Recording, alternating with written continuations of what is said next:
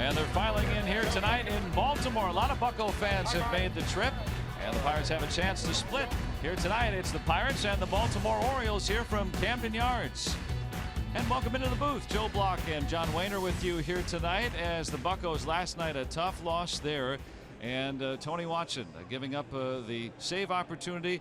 A lot of talk about that today, and Clint Hurdle trying to settle the minds of some folks, saying that Tony Watson's going to stay in the closer role in large part because Felipe Rivero has been so good in his role. And the Pirates bullpen overall, though, has been a strength for this club this year. For years, the bullpen's been a strength. I think Neil Huntington has done a great job giving Clint Hurdle the necessary pieces to shut down games, and we've been spoiled because, for the most part, the Pirates have shut down games. The bullpen's still doing a very good job, third in the NL with a 3.12 ERA since May 1st, but Tony Watson has struggled. And, you know, the stuff doesn't quite look like it has the same life to it as we've seen in the past. But still, Tony Watson hasn't been working as much as he's used to in the past. He's going through a rough patch. I think he turns it around sooner than later.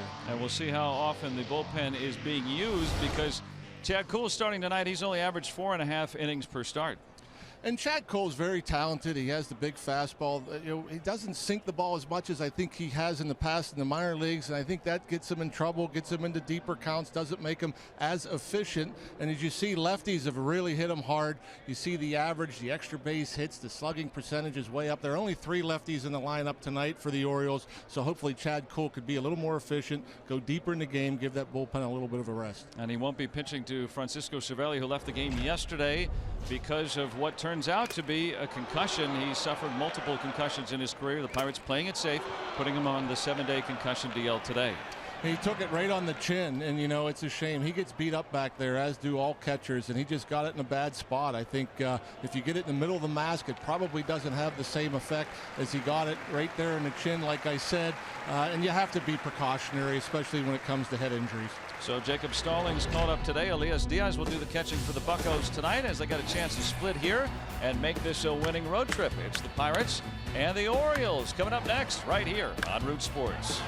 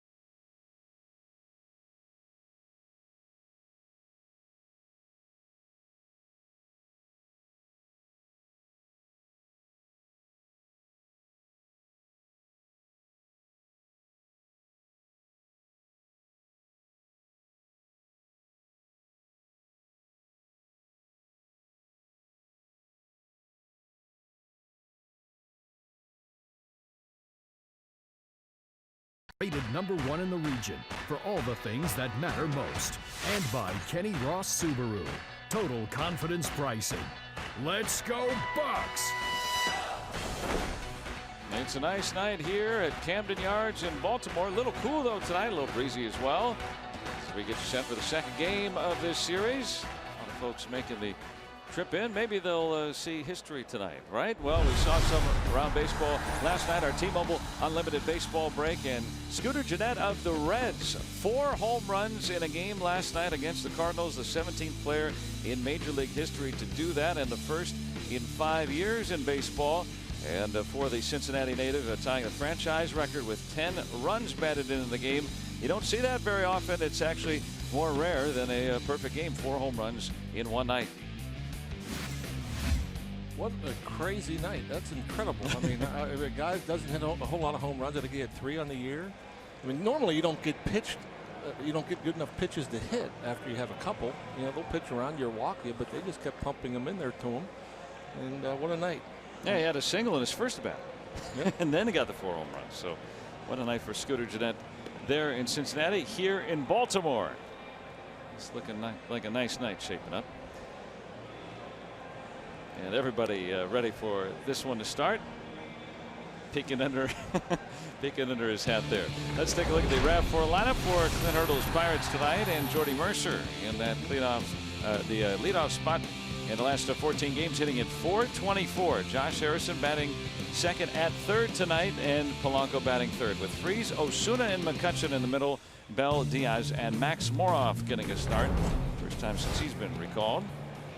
And the veteran lefty Wade Miley will take the hill for these Baltimore Orioles. Pretty good numbers, 2.82 ERA in 11 games, 60 2/3 innings, 54 punch-outs, 7 home runs, only 1 here at Camden Yards.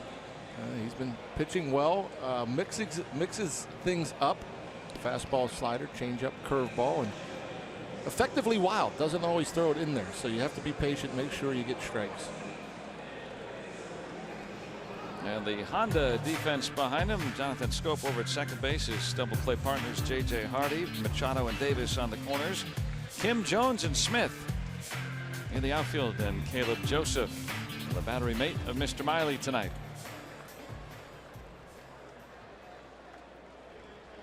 Nice assembly here at Camden Yards, celebrating its 25th anniversary. Still looks shiny and sharp.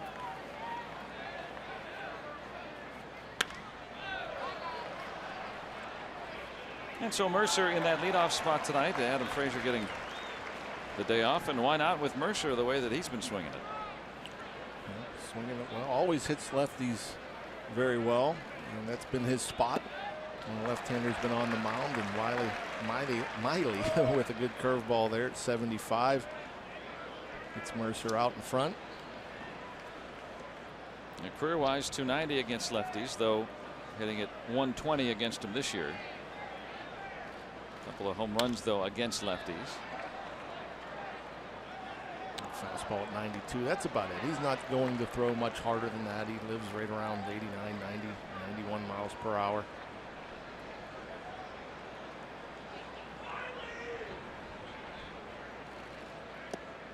And 67 degrees tonight here too, so unseasonably cool.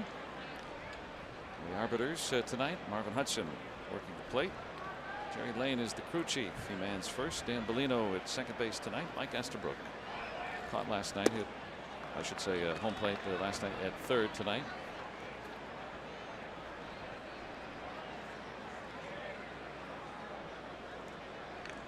And Miley likes to work pretty fast, but throws a lot of pitches. And he's gone full to the leadoff man.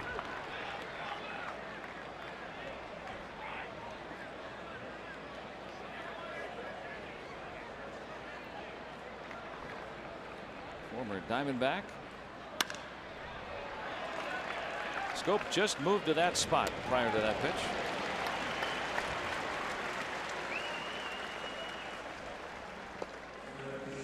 Now your Rivers Casino tips to win. Lift Miley. This guy again, he's going to try to get you to chase And you want to try to get him up in the zone to where you can lift the ball, get the ball airborne, and you can hit some home runs against them in this little ballpark. And just the opposite for these Orioles. Chad Cole is known as a sinker ball pitcher coming up through the system. He wants to try to keep the Orioles on the ground, keep them in the ballpark. I think it helps.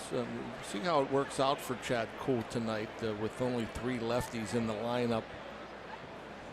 Seth Smith, Chris Davis, Hyun-Soo Kim. Yeah, that has been a trouble spot for him. Josh Harrison over 300.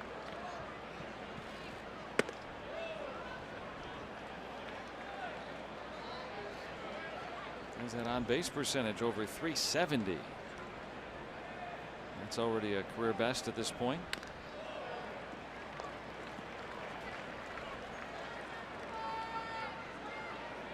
He's been remarkably consistent, I tell you, since day one. Don't see many slumps from Jay Hay.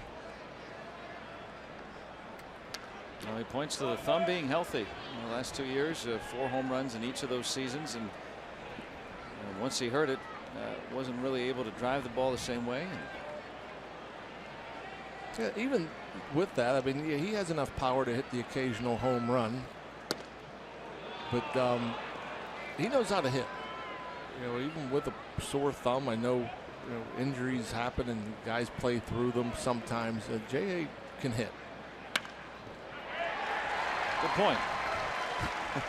I mean, even his, you could call him down years since his All-Star year where he finished second in the league and hitting. I mean, he was in the 280s. It's not like, his bad year was 240s or 230. I mean, this guy could just flat out hit, and there he gets a curveball. That pitch is never in the strike zone. That ball was away since whenever it left Miley's hand, it was off the plate. He was trying to backdoor it.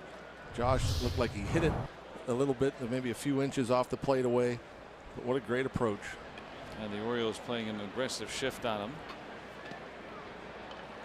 And that very big hole open on the side, and shot it right through it. Another shift here. This time for the lefty swinger. He said Miley throws a lot of pitches. 13 of the first 2 hitters. Yeah, averages about 18 per inning, just below that, and only 5 other pitchers throw more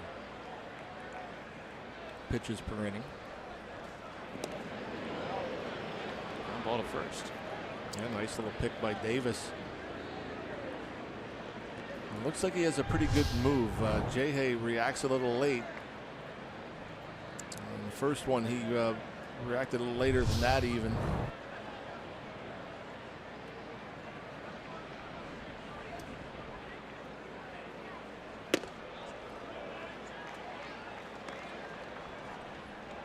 Polanco starts off 1-0. Hitless in his last 10. But has been swinging the bat a lot better over the last few weeks. Interspersed with some time off because of injury. He and Andrew McCutchen have some similarities in the way they hit and their stance. They're a little bit closed with that front shoulder. And, Gregory at times will roll that front shoulder in too much. Toward the gap, but hanging up there. Jones takes care of the second out. And when you heard about Andrew McCutchen talking about how he gets rotational, I think Gregory Polanco does as well, and I think a lot of it has to do with that front shoulder. If that front shoulder gets too closed, it's natural for that to be the first movement when you start your swing. Your swing should be started with the hips and the hands. If that shoulder gets involved and you start that swing with that front shoulder opening up, it's going to lengthen the swing. The bat's going to drag through the zone and come in and out of the zone much quicker than when you use your hands and stay through it. A guy who's getting his swing back to where he wants it, David Freese. Anytime he's hitting the ball out of the ballpark the other way, he's feeling pretty good. 5 hits the last couple of games. He'll have another. And Harrison in a streak to third with 2 outs. So 6 hits the last 3 games, 4 RBIs, and that home run you mentioned. And when he's going well, he stays inside the ball. This fastball's in, and he's able to muscle it up through the middle. Not a lot of hitters can do that. They'll see it in there. They might get jammed and roll over it. And he just stays inside it and through it. Even the home run he hit out the right field yesterday was a fastball that was more on the inner half than the outer half.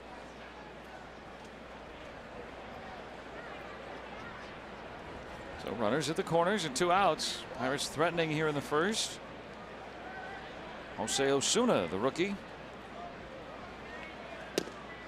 had a very good year last year against left-handed pitching. So Clint Hurdle, for the most part, when there's a lefty out there, likes to try to find a way to get him in there. At .352 against lefties in the minor leagues last year.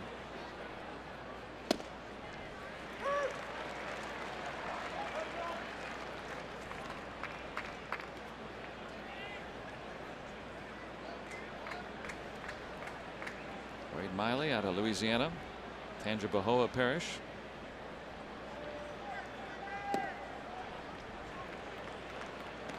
Staying away from Osuna. And Jose, we've seen his hot spring training and here at the big league level, he likes to use the whole ballpark.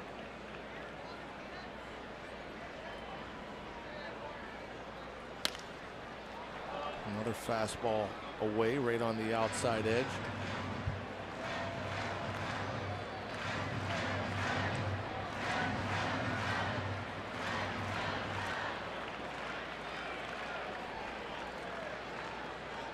Miley at 22 pitches here in the first inning.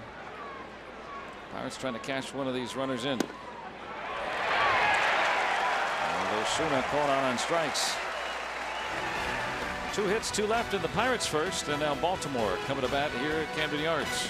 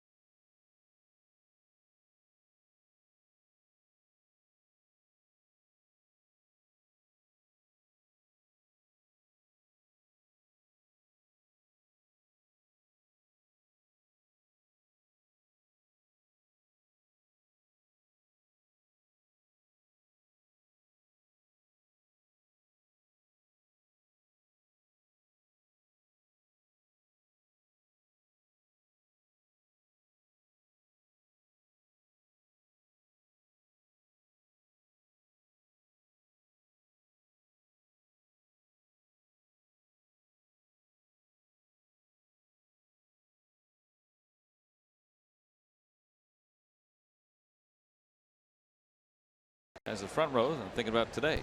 Buck Showalter, his 8th season as the manager of the Orioles. He pens this lineup here tonight. Oh, look at Cal Ripken in the statue here. There, Seth Smith leading things off in front of Adam Jones, and then Manny Machado will bat in front of Chris Davis. The last 7 games, 7 RBIs, 3 home runs for the slugger. Trumbo and Scope, and Hyun-Soo Kim in the lineup tonight. J.J. Hardy and Caleb Joseph round out the Baltimore order.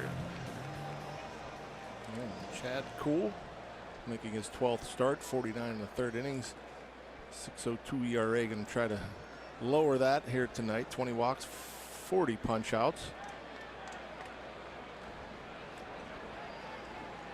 And about a little more than an hour's drive from his hometown of Baird, Delaware. Out there yesterday taking photos of this ballpark, a chance to check it out, and now a real good chance to take a look from a spot few get to view it from. Figure he'll be focusing on that catcher's mitt, trying to hit his spots, trying to stay down there, bottom of the zone, trying to get more movement. That's the one thing I wonder about Chad Cole is, throughout his minor league career, we've heard about the hard, heavy sink and how he got a lot of ground balls. And, up here, haven't seen it as much. We've seen more velocity than we thought he had. And you wonder, I mean, is there a way to sacrifice the velocity for movement and location? Part of a young player getting that confidence, right? I don't have to throw it through the bat. I can try to make some contact and get the guys to get themselves out. Yeah, he seems like the type that is a bulldog that wants to come get you and come after you. And you hit him hard, well, he's going to come back harder. And yeah. Whether that's the case or not, I'm not exactly sure, but obviously developing and learning that big league hitters are good. Ooh, and he thought he had it. Diaz thought he had it. Take a look at the WB Mason strike zone. And that shows that he had it. Marvin Hudson calling him tonight. Ooh. 98 from Cole, but a walk to start things. And the defense behind him tonight. Josh Bell back in the field tonight. He's at first base. More off. Mercer and Harrison join him in the infield. Osuna, McCutcheon, and Polanco from left to right. Elias Diaz doing the catching tonight. It's he and Jacob Stallings. And then maybe the third string catcher there with Chris Stewart on the right. He's on the disabled list, eligible to return on Friday. Interesting mask there, a new design. I haven't seen that one yet. I have to ask about that.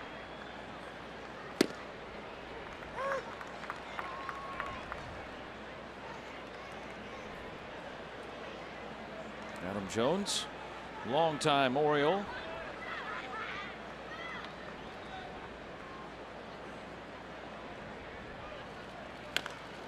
Found his way on it multiple ways last night, but the best thing he did was tag up in that 10th inning. He's at first base, and Machado gave everybody a scare there, hitting one to the wall, but he alertly moved up to second base with 2 outs. And the way that ball was hit so high, you figured it's a home run or it's caught. So heads up base running by Jones as it sets up the walk-off hit by Trumbo. I was talking with Wade LeBlanc today about that too, and you think about that situation. You have the lefty batting, Chris Davis on deck. You got first base open. Do you bypass Trumbo and go there? Well, the numbers were Davis hits lefties very well, and Davis had homered off of LeBlanc last year, and the LeBlanc has done better against righties this year. So it's kind of an interesting setup. It's not the normal, customary. Well, let's just go left on left. Yeah, I mean, it's a different feel for different managers. I mean, throughout baseball, you'll see certain managers are going to match up left on left, right on right, regardless what the splits suggest you should do. And other times you just play the percentages. Sometimes you don't. And so, interesting thing about last night, it seemed like every relief pitcher that came in had to reverse splits. Yeah. The lefty had more trouble against lefty. The righty had more trouble against righties.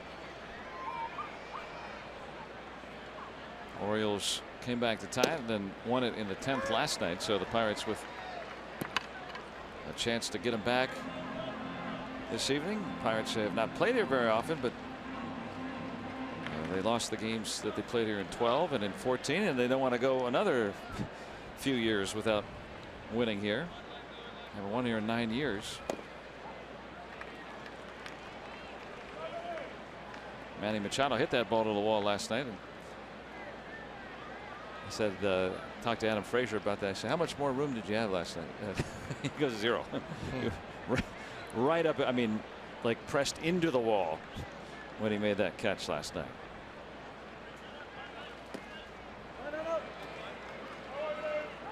Nice block there from Diaz.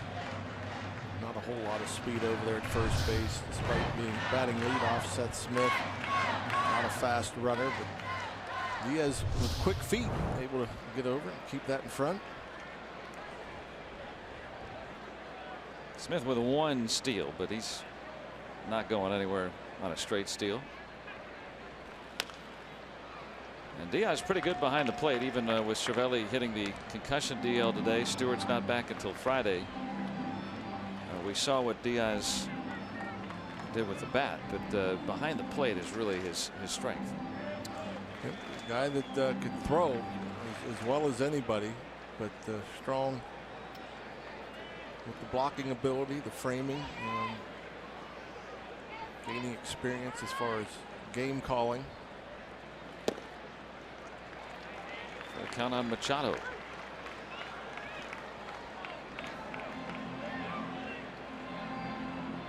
Chris Davis on deck. Big man there, and that's the one thing. When he gets up to the plate, you hope to have very few runners on, if any.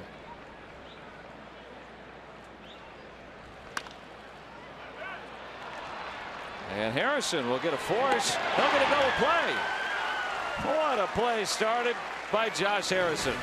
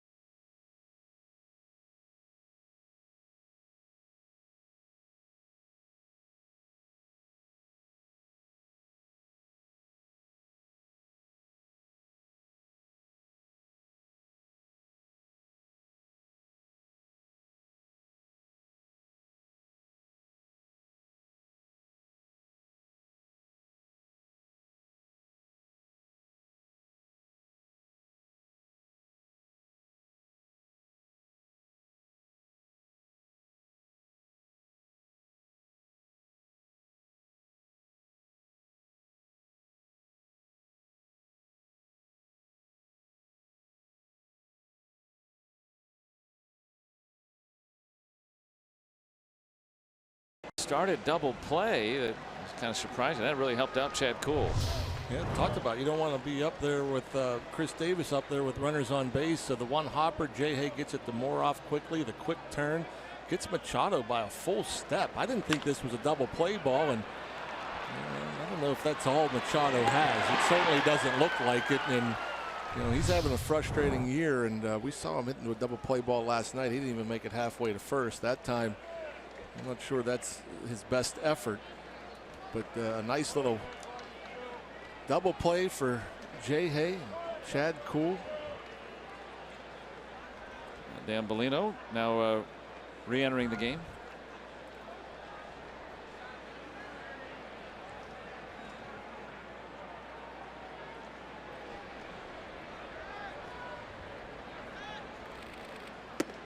So Andrew McCutchen will lead off the Pirates' second. Everybody back in place. All right.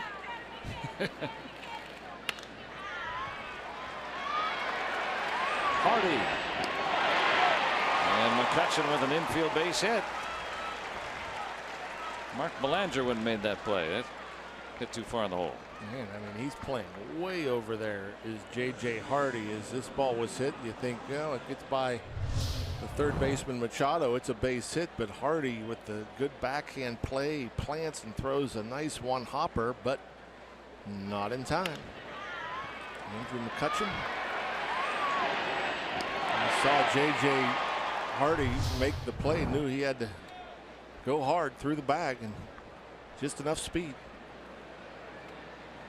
So leadoff man aboard. 3 singles tonight for the Buccos off Miley so far.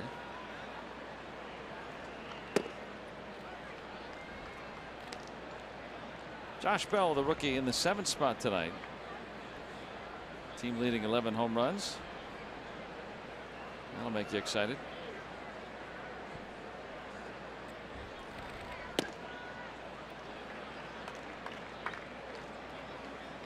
Oh well, you got the chair around there.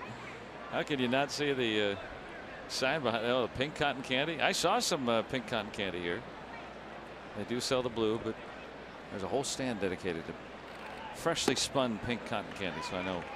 I wasn't aware that he was opposed to blue cotton candy. Oh boy. Well, yeah, you've never. Well, you've worked one game with him this year.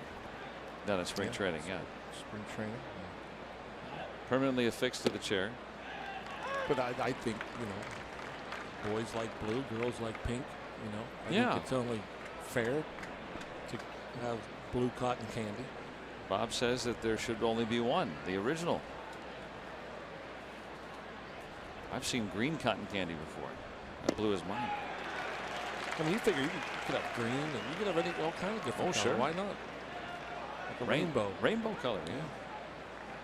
I guess you could probably even make black cotton candy. I'm sure you could. Options. And Bell said to have went. Jerry Lane says he's out.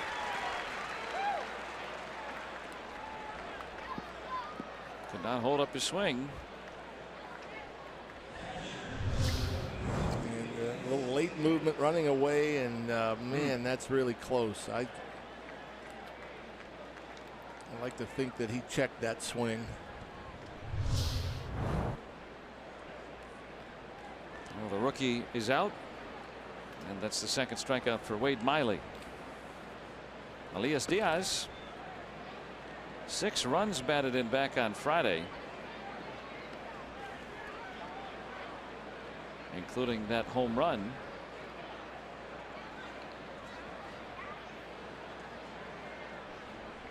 No Pirate had done that as early in his career since the 50s. So it's kind of neat to see someone have such a big game like that.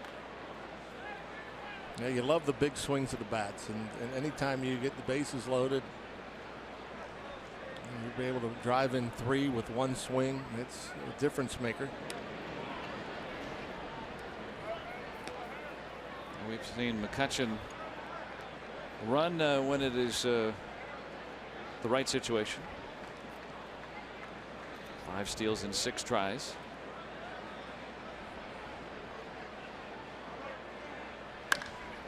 There's a line drive. It'll hop in. And McCutchen had to race just to get to second. Well, there was some confusion whether that would be deep enough for Jones to catch it, including by Jones. This ball was hit on the button. That's a pretty swing from Diaz. Boy, that ball jumps off his bat. A little slider, maybe curveball, and anytime you see that ball running in and you're able to pull those hands in and hit it back up the middle that hard, that's about as good a feeling as you're going to get. That ball, you don't see usually too many balls that slice or hook to center. That ball had some nice slice to it as he stayed inside it nicely.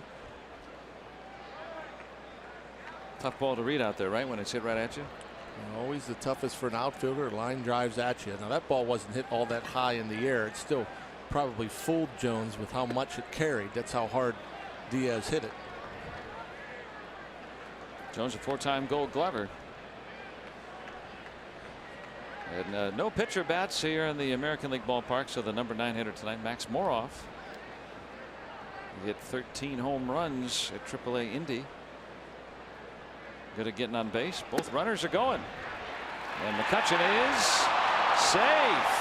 Ball got away from Machado. And a double steal for the Pirates. Oh boy, nice aggressive base running here by Andrew McCutchen. We'll see if everybody's all right. It looked like the ball may have beat Andrew to the bag. I think that may have gotten Machado on McCutchen's spike as he came in. And Machado over there in plenty of time. He catches it. Looked like. Oh, kind of caught his glove and dragged his, maybe yanked his wrist a little bit. Let's see here. Oh, he got his wrist first and then scraped across his hand and then stuck in his glove. Oh, boy. Yep. Don't see it very often, but everything kind of happened all at once. The slide, the throw, the tag.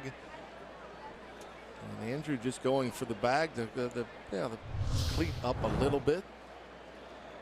Look on our Allegheny Health Network Supermo.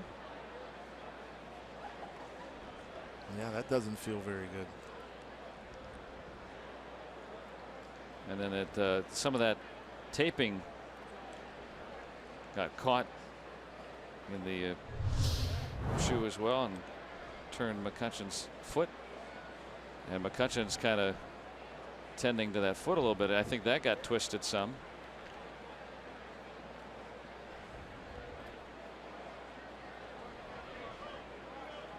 See if everybody's okay. Elias Diaz, meanwhile, his first major league steal on the back end of that. Yeah, good job from Diaz also being heads up. I mean, lead runner breaks for third. You have to follow. Sometimes runners will be over at first. They don't pay attention, kind of go to napping. And they're left over there. Good sportsmanship.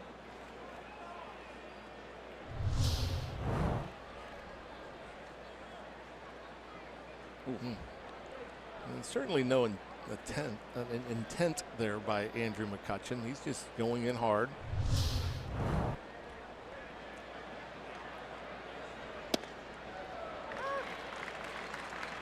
Now 3-1 on Moroff.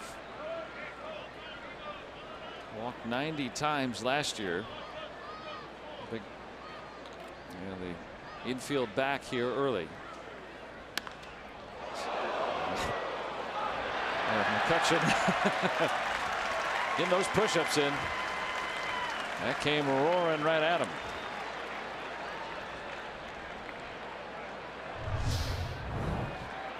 Yeah, you figure he's only about 80 feet away, and boy, right over his head.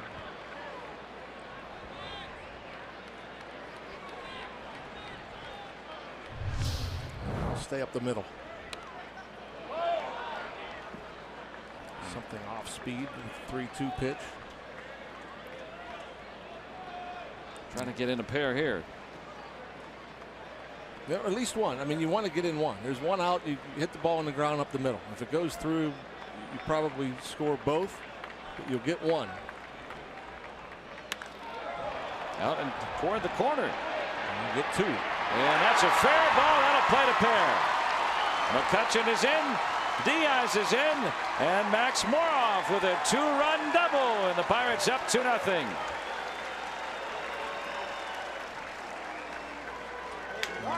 Beautiful thing. Set up nicely. Andrew McCutchen getting on with the infield hit. Diaz with the solid single. The double steal. And the off-speed pitch looked like a changeup. Off the plate away. More off.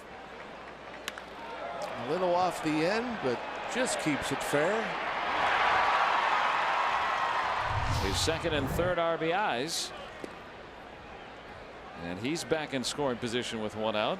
So McCutchen, after that eventful turn around the bases, gets to sit down.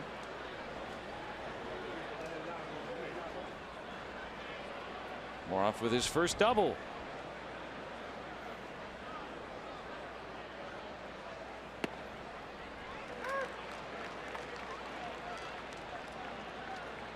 Mercer a bounce out his first time. Pirates already with 5 hits. Reenacting the the steal.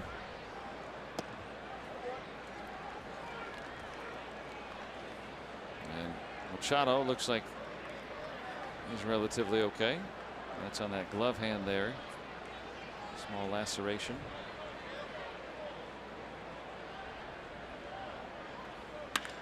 There's a base hit. Moroff being waved, and now it'll be held out. As a wayward throw comes in from Smith. Jordy Mercer with the Pirates' 6th hit tonight. Jordy's been so good in these situations. Hitting with runners in scoring position. Had some room on that right side with the second baseman Scope playing him up the middle. And Moroff, you saw there, had to freeze and hold up, make sure that ball went through. Otherwise, he comes around and scores easily. But Joey Cora with 1 out. You want to be cautious. You don't want to risk a player getting thrown out at the plate. But Jordy, I'm sure he'd like the RBI, but he'll take the hit. Now at 3-11 with runners in scoring position prior to that hit. So sometimes it doesn't always score the guy, but yeah, I mean, it's always productive. For me, it's one of the most important stats, hitting with runners in scoring position. I mean, I know RBIs are in the sabermetric world aren't that significant, but as far as I'm concerned, hard to score without RBIs. And to me, the clutch hitters, they rack them up. You see those guys year in, year out with the 100 RBI seasons. They're good in those situations, and Jordy off to a good start. So after Moroff's double, now there's men at the corners. Still just 1 out. Hey with a base hit in the first. Miley has thrown 23 pitches in each of the first 2 innings.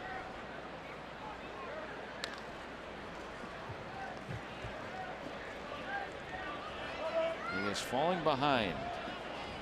Ball 1 9 of the 11 times. Now look at that ratio. That would make Bob very happy. Just a few outliers.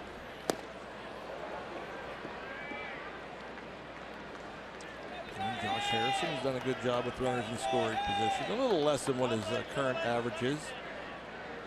289. 5 out of the 8 times the runner scores. Runner at third, less than 2 outs. You're just looking at some of those numbers today. Yes, we don't normally get that in the stat pack. The hitters, what they do with a runner on third. You're saying the Buccos do pretty well overall in that department. Yes. I think very good. I have different numbers. Oh, he said he went. Ooh, Jerry Lane is aggressive over there on the appeals tonight. I didn't even think that was close to being a swing. Watching it live, again, I didn't think Josh Bell went.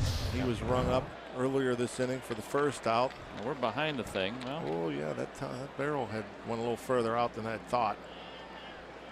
Yeah, Jerry Lane's got the best view in the house.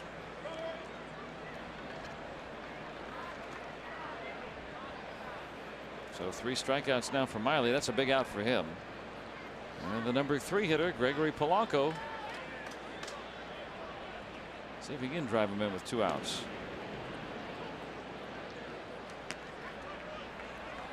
And the one spot that no matter who's been in there, the 3 spot for the Pirates has been a place where they have not been able to cash in a lot of opportunities like that. It's bound to change, though, you'd think. Obviously, Andrew McCutchen, that was his spot for most of the year. He struggled. Gregory Polanco has had his ups and downs.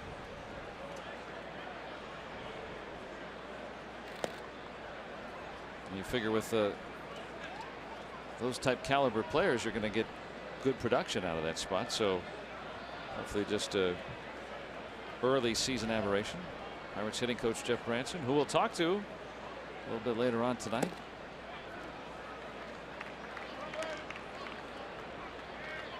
Pirates doing a good job of waiting out Wade Miley. Miley relies on hitters chasing these pitches out of the zone. As you see how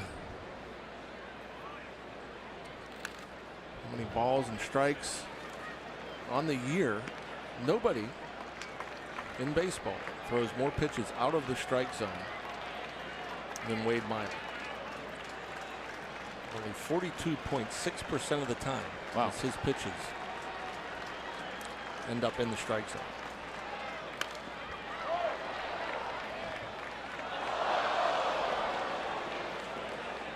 Polanco's been taking the pitches he doesn't like and takes a big rip of those that he does.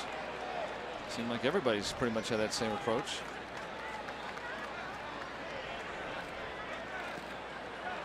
Now full. And that means Mercer's going to be on the move with a pitch.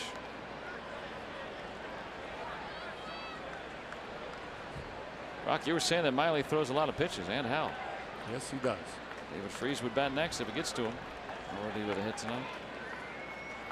More off the lead runner. He drove in 2 with a double.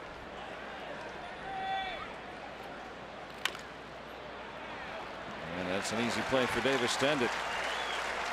But the Pirates get 2 thanks to the rookie Max Moroff and his double. Couple of RBIs for the youngster. And the Pirates will start with the lead tonight.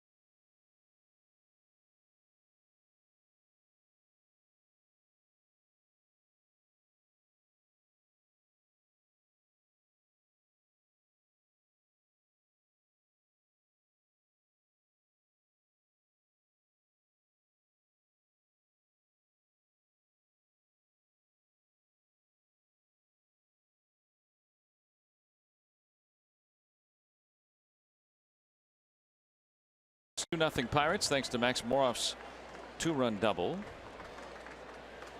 Number 9 hitter with some production. You like that in the AL Park. Andrew McCutchen leading on that double steal, and he and Diaz scoring the runs. Already 6 hits for the Buccos.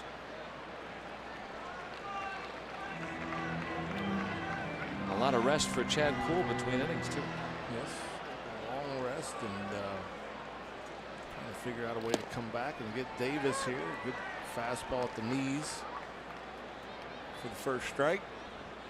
I'd like to see this guy up there with nobody on base.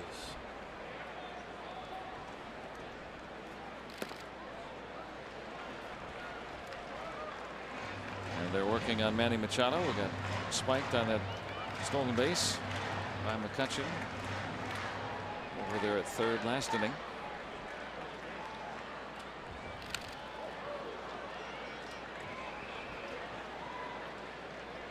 Well, these Orioles can hit a lot of home runs, but you know, I think it was interesting that they have not scored all that many more runs than the Pirates have. It's just two very different ways of scoring.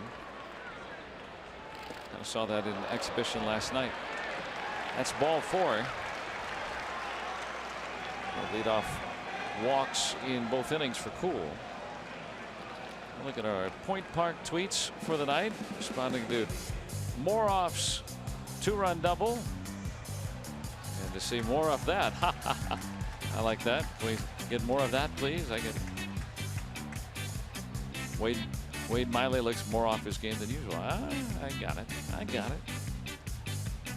Very well done, folks. Yeah, Max Moroff was tied for the home run lead in the International League when he got called up. Doesn't look like that big, powerful presence like, say, a Mark Trumbo. Really hasn't hit for much power either this year. Obviously, something clicking. I know he's been more aggressive at the plate, but will drive the ball. It's a pleasant surprise. A little better batting average than usual, but hit 47 home runs last year.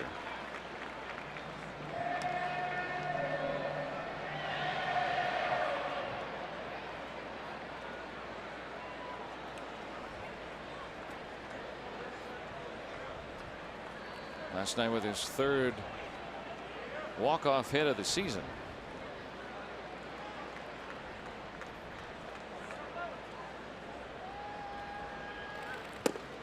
Good slider there, tight. And Trumbo thought for sure he was going to see a fastball in that 2-0 count, and boy, this short, hard slider. I mean, that ball, it comes out of his hand, looks like a fastball down the middle, and just disappears on Trumbo.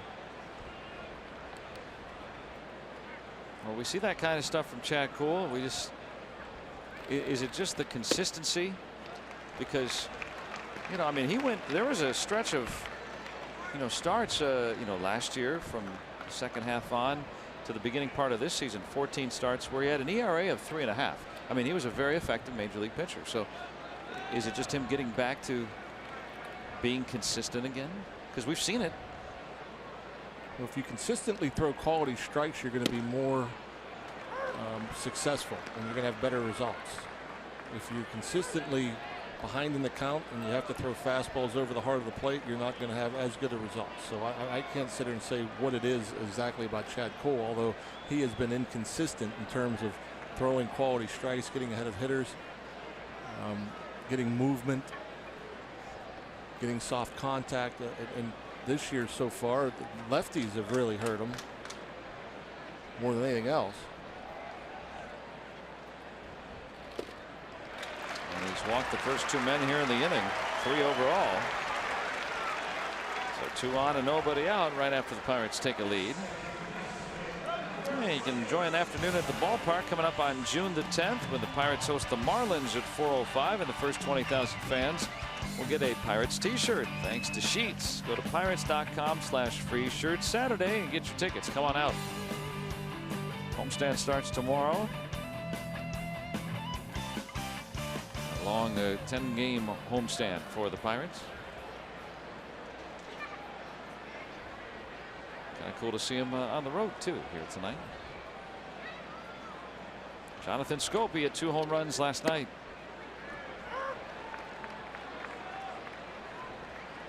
Good young hitter, overall 288, now 10 homers.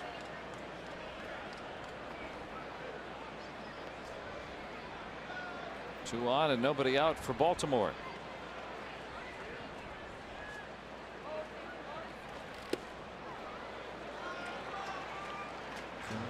A rare curveball from Chad Kuhl. Yeah, just brought that out in his last start.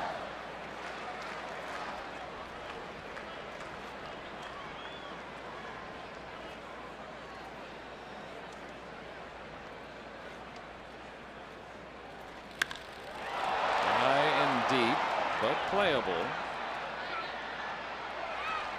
and the runners will tag, and Davis is in. Trumbo retreats. So a productive out for Scope. Comes right at Scope here. This fastball, center cut. Unfortunate that it was mishit by Scope. And there you see the runner Davis tagging, and for Andrew McCutchen, you see the low throw. That's what stops the runner Trumbo at first base, makes him go back. If he's have a higher throw that would miss the cutoff man, Trumbo most likely would have ended up on second. So now the double play is still in order. First look in the series at Hyun-Soo Kim.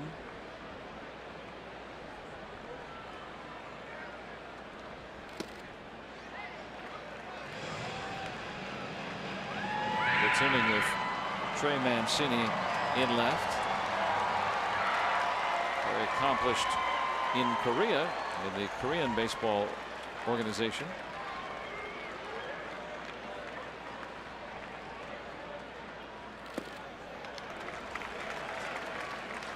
A lot of 2-0 counts. I think 3 of the 4 now. I've started 2-0. Yeah. Always more difficult pitching from behind.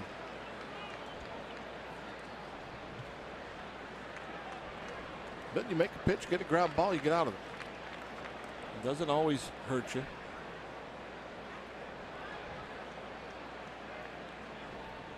Only 3 of 7 first pitch strikes. That cracked into center. Deepest part of the park, though. Plenty to get the run home.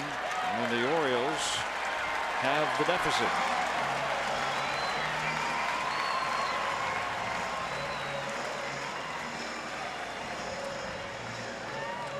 Two walks, 2 flyouts, and the Orioles find a run.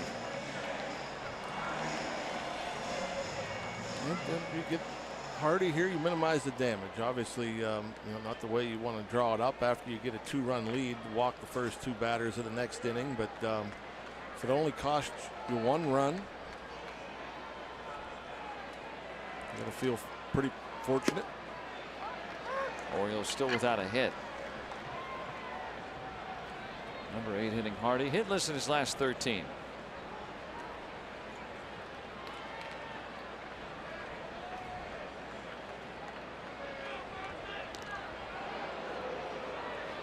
Trying to keep Trumbo close. Not really a threat to run over there. But you never know if you can catch a guy napping.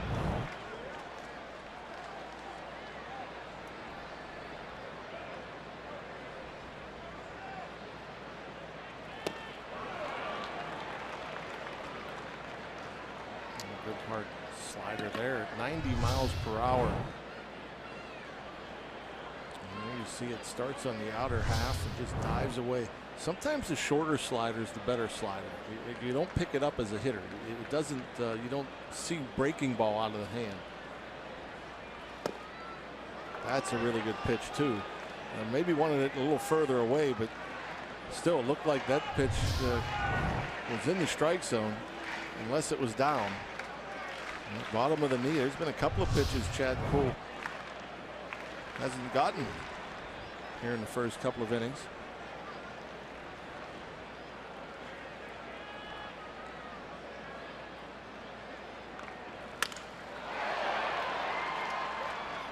Easy play for Moroff to get Kuhl out of the inning.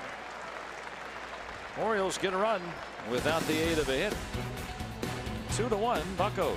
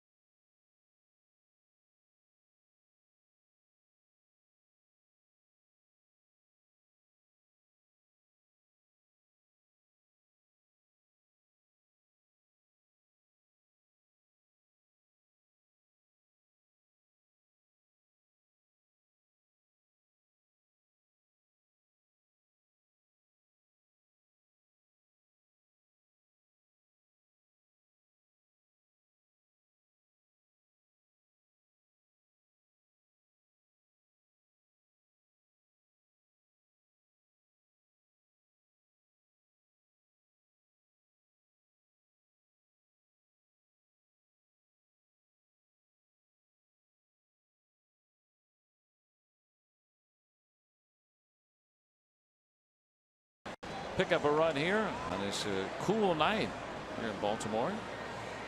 Let's take a look at our AARP Getting to Know segment, and then we get to know Pirates hitting coach Jeff Branson, who will join us in just a little bit. He was a member of the 1988 U.S. Olympic baseball team, although it was a demonstration sport that year in Seoul, but they won gold out of that, and out of University of West Alabama, second-round pick of the Reds. Get his first career home run off Hall of Famer John Smoltz. In fact, he hit 3 off Smoltzy, and now in his 15th season in the Pirates organization in many roles, but mostly pretty much what he's been doing now. Talking hitting. Hey, Robbie coming up with a ball for that youngster there. David Freese leads off the Pirates' third.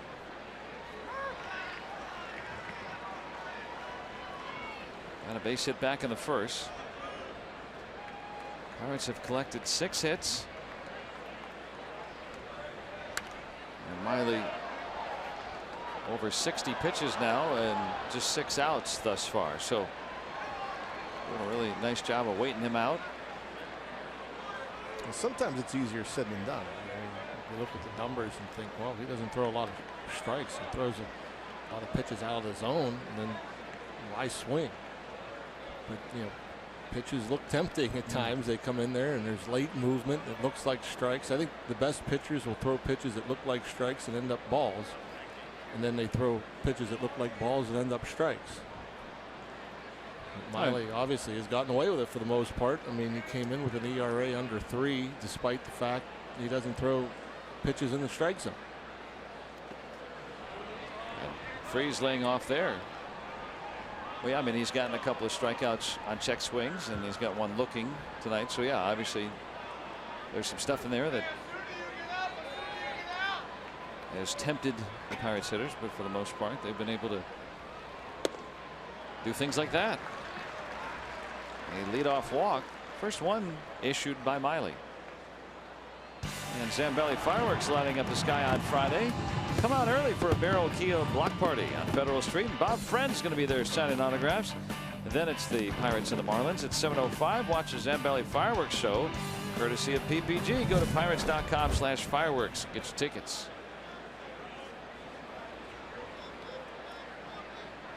David Freese is aboard.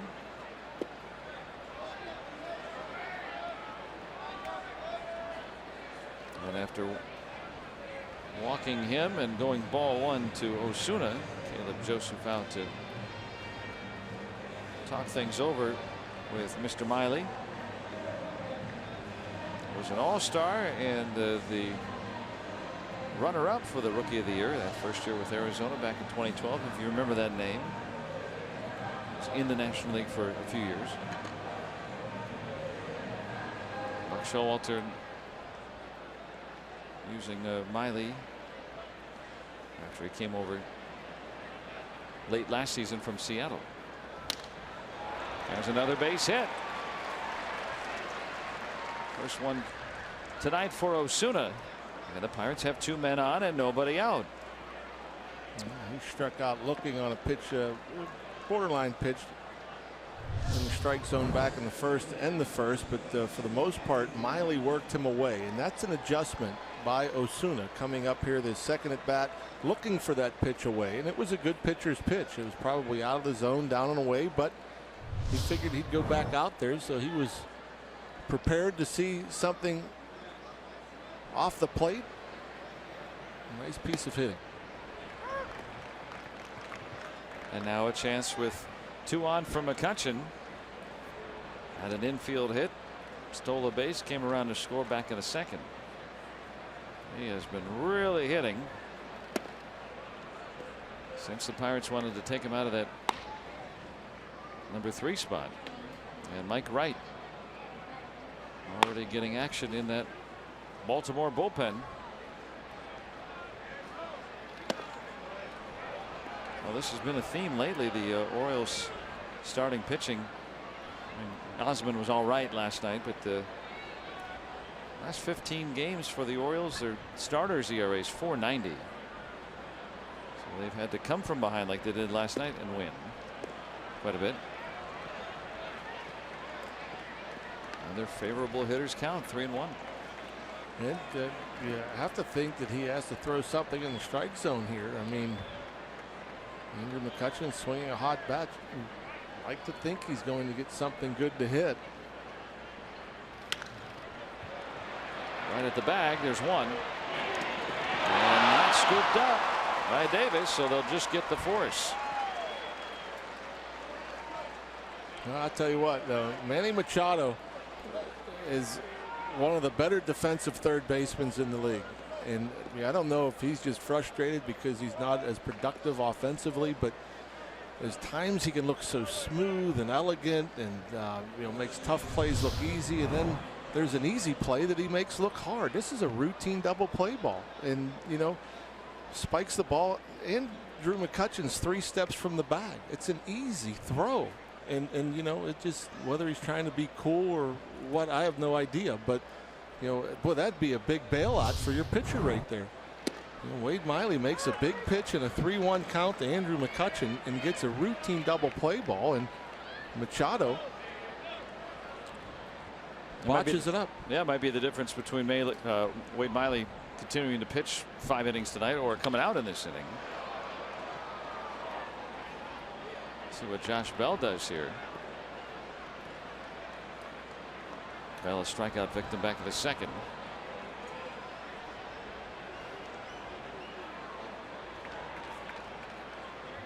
You'd really like to make them pay for that. It's not going to be ruled as an error, but there certainly should be 2 outs. And how about an extra base hit? A look at our Barrel Automotive League leaders, and Josh Bell right now leading the team in extra base hits. And since 2009, these are the rookies that have led their respective teams in extra base hits. Of course, Aaron Judge leading that Yankees outfit right now. And Bell, a one-handed offering, has struck out both times against Wade Miley tonight. And again, getting the chase, the locations of those pitches, one in the zone, 2 borderline, 1 off. But that's what he does. It makes him successful. He's not successful throwing the ball in the zone. He's successful getting chases out of the zone. Osuna and McCutchen on for Elias Diaz. He stung a single to center and picked up his first stolen base on the back end of a double steal. 2 on, 2 out. Pirates up a run. That's a fair ball. And Osuna's going to score. McCutchen being waved. He's coming to the plate. He'll score standing when that ball's cut out by Davis. 2-run double for Diaz. What a great job right there from Joey Cora. He knows Seth Smith doesn't run very well, and I'm guessing he maybe thought that the Orioles wouldn't expect him to wave McCutchen either on that play, but that was a well-placed ground ball. A huge 2-out, 2 RBI double by Diaz, and it does. That Machado miscue does cost Wade Miley and these Orioles 2 runs so far. As this ball you see goes down the line, doesn't quite get to the wall, so you think, oh, probably only going to be able to score 1, but you'll see Andrew McCutchen here. Seth Smith has this ball, and there's a little bit of a double pump. Andrew McCutchen was 20 feet from third base. As Cora, yeah, he has to take some credit for that one. Seth Smith has this ball in his hand, probably 270 feet from home plate. Andrew McCutchen's about 110 feet from home plate. No business scoring on that, but good hustle from Andrew McCutchen. Good aggressive decision making by Joey Cora. And Max Moroff drove in 2 with a double his last time up. So Moroff and Diaz with 4 RBIs, 2 each tonight on their doubles. Diaz already with 2 hits. He's got 8 RBIs in 22 at bats this year. That's good stuff. And again, a young player making an adjustment. We saw it with Osuna getting pitched away, hits the ball the other way. Diaz pitched away. And pokes it through that space between Chris Davis and the first base bag, and now Max Moroff looking to add on, hoping to pick up his third RBI.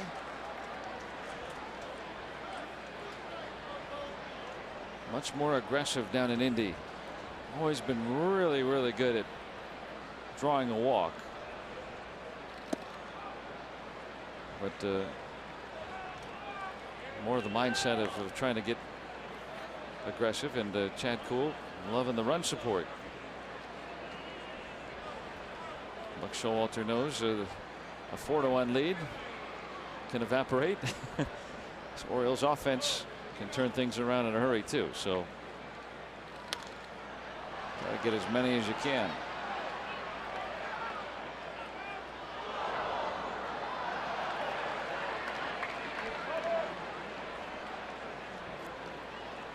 Diaz out there in scoring position.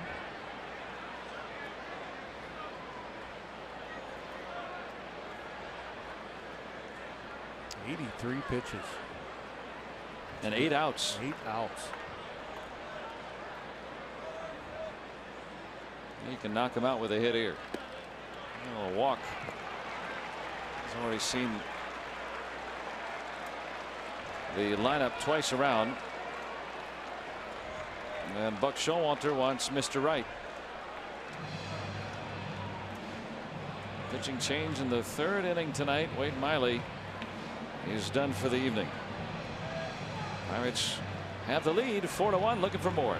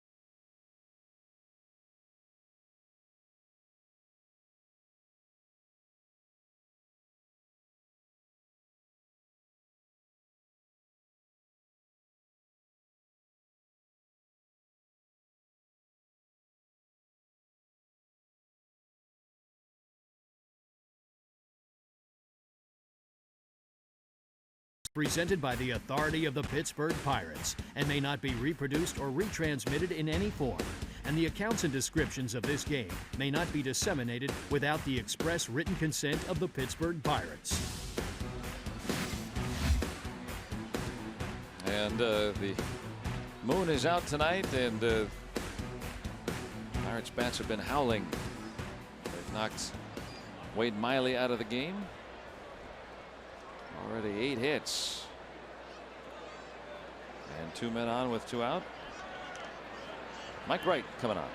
Yeah, just his 4th appearance. He's only worked 5 innings. He's allowed 6 hits, 5 runs, walked 1, and struck out 8. Throws pretty hard, mid-90s. There's a slider and changeup to go with it. Mercer already 1 for 2 tonight.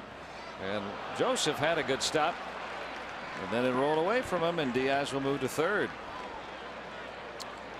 I think he stopped it and kicked it. Hard breaking ball, way out of the zone.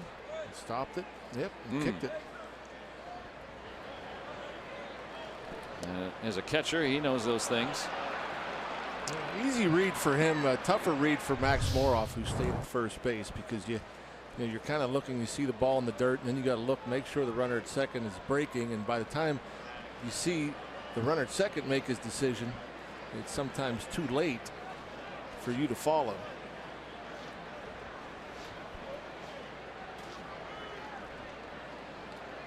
So first and third now.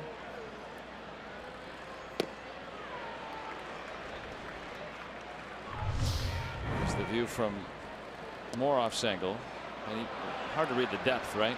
Well, what it is again, he has to make sure that the runner from second is breaking, and then he looks over there, he sees Diaz breaking. By the time he looks back, you know, Joseph is fairly close to the ball, and so you don't want to take that risk of getting thrown out.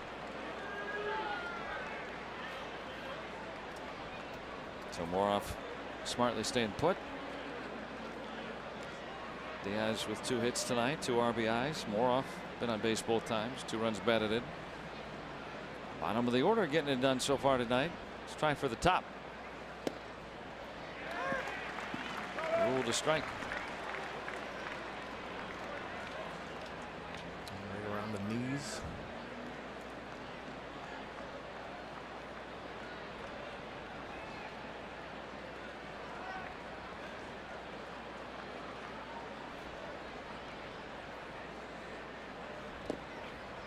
Another stop by Joseph.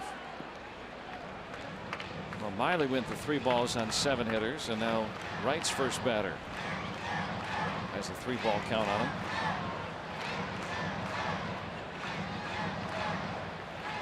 Scowl from Buck Showalter. Yeah, and again, look at all these extra pitches thrown because Machado couldn't throw a ball across the diamond. I mean, they should be out of this inning. And I don't want to just blame Machado. Obviously, Miley struggled and threw a ton of pitches and was all over the place. And the Pirates, I think, have had a great approach against them. And, but again, defensively, you can bail out your pitching staff by making a play, and that wasn't a tough play. That's a routine play. It's a routine double play ball. And so now Miley merely a spectator. This is the 90th pitch thrown by Oriole pitching tonight. Machado gets the final out there. Pirates played 2 more and lead 4-1 here in the third.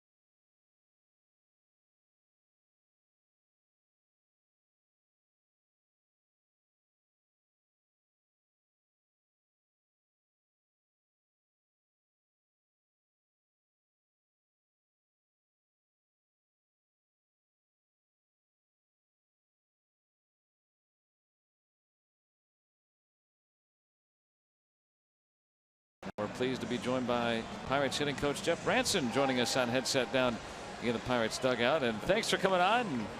I'm sure everybody making sure you have nice and comfortable down there. Tell everybody to get away from me. So yeah. They're crowded. Well, I want to ask you first about the approach against Wade Miley tonight, because it looks like the patience has paid off so far. Well, it has. I mean, coming into the game, we knew he was a guy that that wasn't going to pound the zone. We knew he was going to try to see if we were going to be over aggressive. So the game plan was coming in, just make sure we get him up in the zone, back him up in the zone, stay inside the ball. So we've done a decent job so far. And that's a little bit easier said than done. A guy that has that much movement, he's obviously a veteran guy. He's pitched pretty well by not throwing strikes and getting hitters to chase. These young guys, Jeff, you look at Moroff, who's in the starting lineup, Diaz with the big hits here tonight. Diaz going the other way, Osuna going the other way. It's almost like their second time through. Well, this guy's not giving us anything to hit in, so we're going to go the other way. Are you impressed? How impressed are you by these young guys and their approaches? Well, I'm very impressed. I mean, they've done a really good job, and again, the minor league system development has done a really good job with them. Obviously led by Larry Sutton with the hitting side of it. So they've tutored these guys to what's going to happen when they get up here. So every day it's a mindset that they hear every day, whether it's from Sut or whether it's from Butch Weiniger in AAA. These guys hear it every day, and it's preached to them. So obviously, the more you hear things, the more it gets ingrained to you, and the more you obviously absorb the information. You content with the 4 runs, or do you think we left some more out there? No, we left some more, Rock. We need to get some more.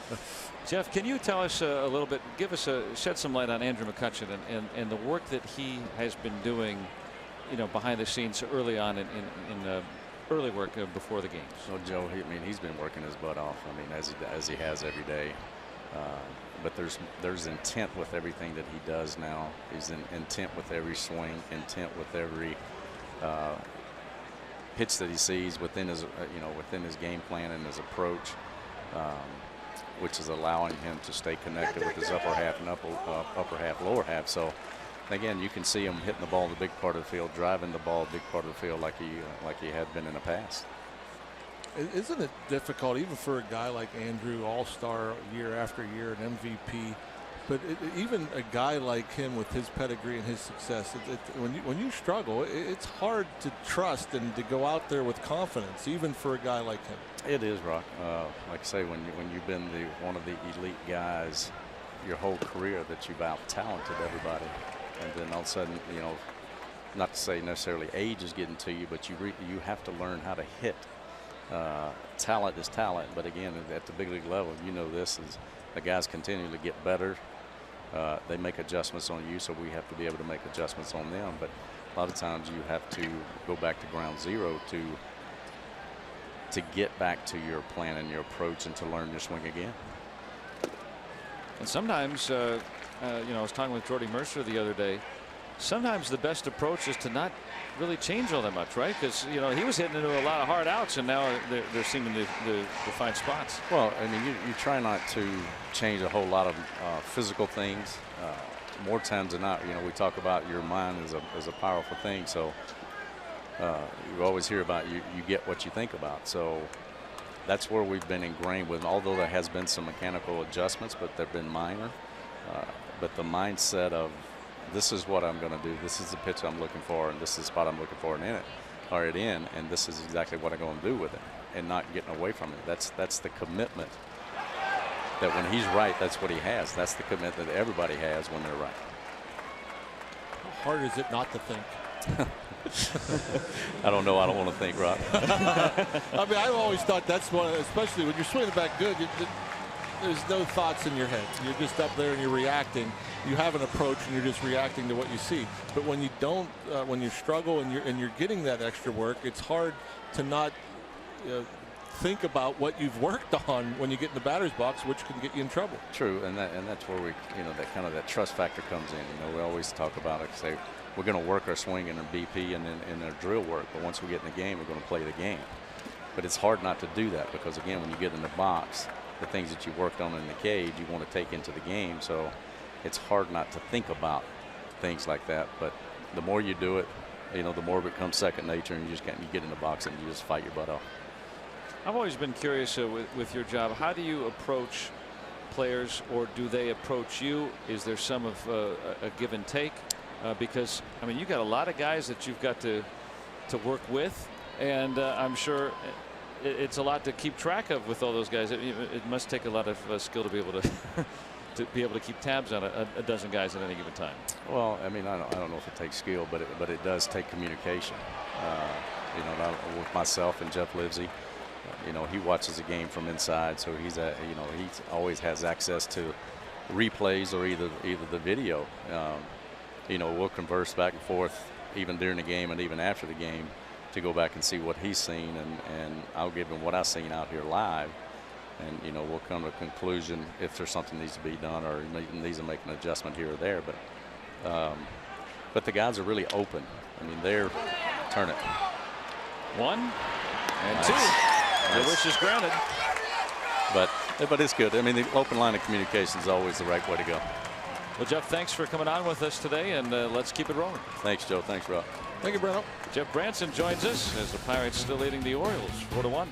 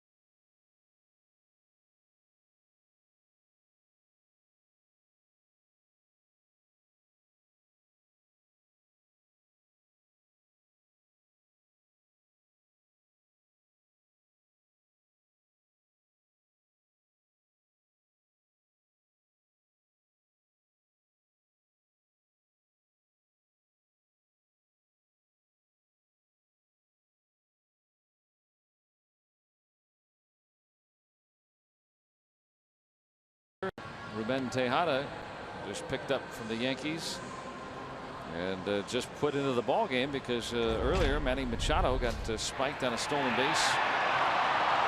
Andrew McCutchen tried to stay in there, but ends up coming out of the ball game. Yeah, I'm sure got a little bruise on the back of that left hand. Played another inning in the field, but was going to get pinch hit for if the last inning continued. Appeared to have laceration there. So Tejada, who has bounced around a little bit since being let go by the Mets at the end of spring training last year. Going to get his first action as an Oriole.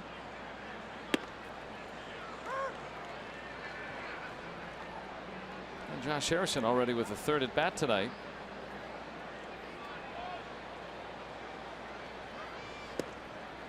And appreciative of Pirates hitting coach Jeff Branson joining us last inning and giving us a little bit on what they are doing tonight and overall. I think hitting coach, it's always a tough gig. You know, if the hitters are successful, it's because they're very talented. If they struggle, it's the hitting coach's fault. And these guys work so hard. Jeff Branson and Jeff Livesey, and you know, there's video work and there's scouting reports, and then you know, they get to the ballpark as early as anybody else, and you know, they get their work done, and then players start rolling in. And you know, my next question was, does every hitter take extra hitting every day? And it's pretty much, my guess is it is. I mean, it's very rare that they don't take swings in the cage before they come out.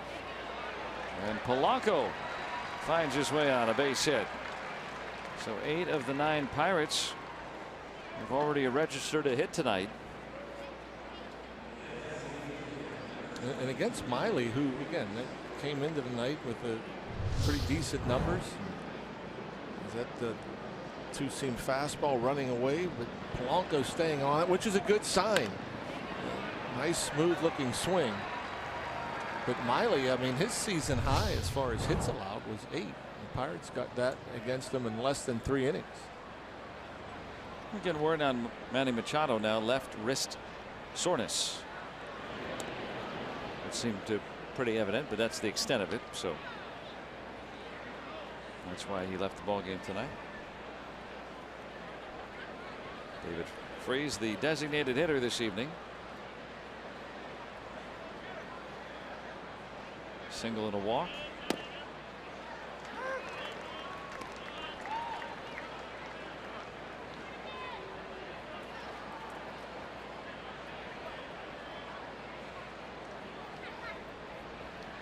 Mike Wright out of East Carolina, 3rd-round pick of the Orioles 6 years ago. Pirate. Oh yeah, East Carolina Pirate. Yeah. I was over in the Fells Point area of Baltimore today, not too far from where we stay, and they had a small pirate ship out there, and some kids got on with their parents and out there in the harbor, and went out and hear all the kids saying "arr, arr," much higher pitch. That one is a lower pitch. I think that's where the wives went tonight. Oh yeah, I think they went on a pirate ship. Oh, that might be the same one then. They had a Capitals flag on the top of that thing. Okay. Should have a pirate flag.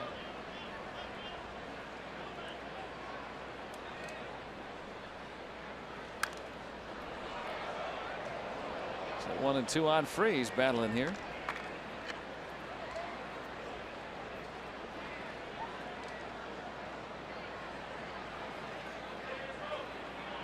Getting a night off his feet with the DH.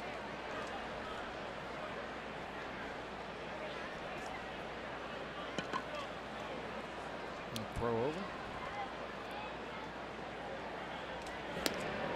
Trying to keep Polanco honest. He's stolen 7 bases, been thrown out only once.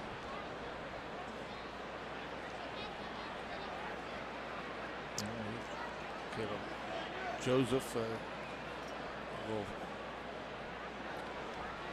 thumb out to the side, I guess, is the pickoff sign. That's what he gave to Wright.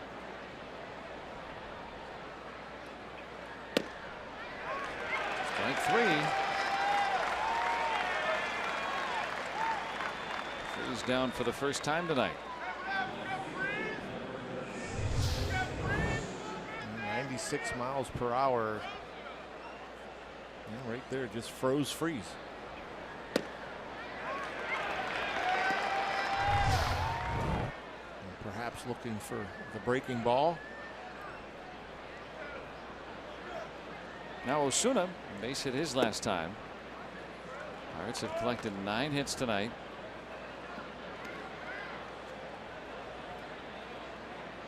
Osuna 1 for 2.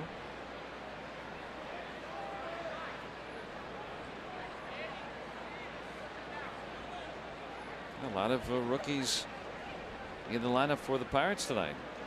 4. And the 2 at the bottom of the order have driven in the 4 runs tonight. Diaz, the catcher tonight. 2-run double in the 3rd, and Moroff a 2-run double in the 2nd.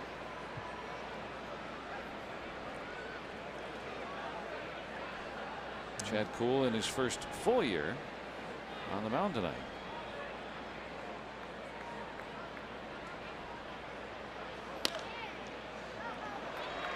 Tejada hits the force, and that's that.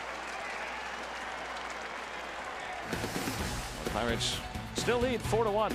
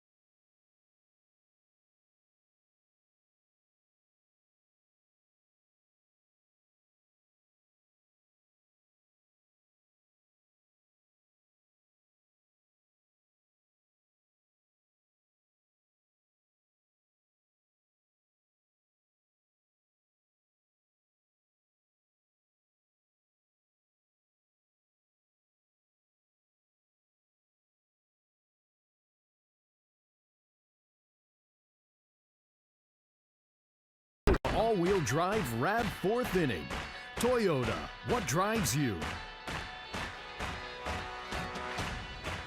Ray Searage jersey here in Baltimore, like that.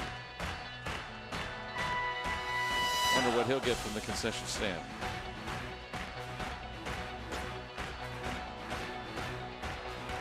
Four to 1 Pirates here at Camden Yards tonight.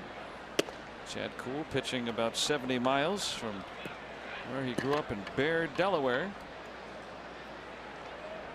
Has worked around 3 walks. 1 have come around to score, but he's gotten 2 double plays behind him. Ooh. Hello.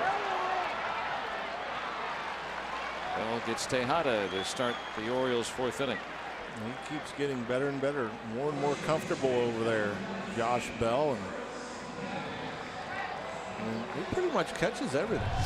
I mean, and this is no easy play. That little short in between hop, and once he gloves it, no hesitation, turn and run. No need for Chad Kuhl to cover the bag, win the foot race. And a quick early out for Kuhl. Joey Cora happy about that. A curveball there. Chris Davis scored the Orioles run. He led off the 2nd with a walk. And once again, a big lefty coming to the plate with nobody on. It's hard to keep the bases clear all the time for like the top 6 guys in this order. Orioles build their offense kind of in that old Earl Weaver style of playing for the 3-run home run. But it's a kind of an all or nothing approach. But the Orioles last night got a few long balls late. Turn around a game pretty quickly sometimes too. Face these guys when they're hot. It's dangerous and not fun. But nice little backdoor breaking ball there from Chad Kuhl, freezing Davis, who has struck out more times than anybody. Nice looking pitch there. Yeah, but if you come in here and these guys aren't, you got a few guys that are struggling.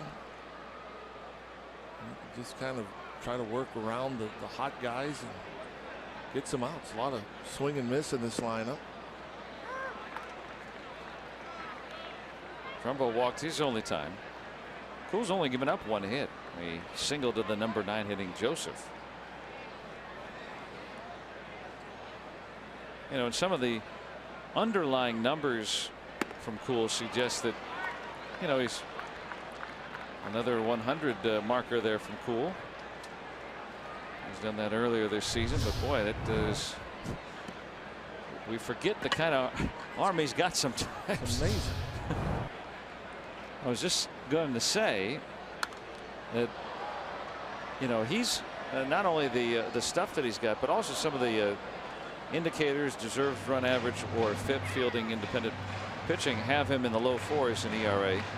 So that suggests that he hasn't pitched as poorly as some of the ERA would tell you. So as the Pirates have a decision coming up, maybe even as early as next week, on who to take out of the rotation to accommodate Jameson Taillon. Well, Kuhl, the way that he's pitched tonight, but also really the way that he's performed may not have been as bad as it looks on the surface, with that ERA over 6 coming into tonight.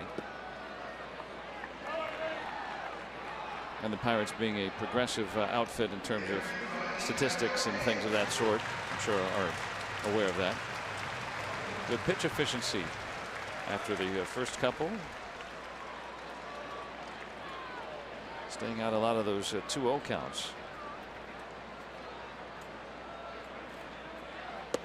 But now a full count here to Trumbo.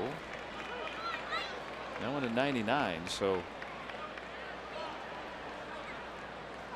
Jonathan Scope, who homered twice last night, would bat next.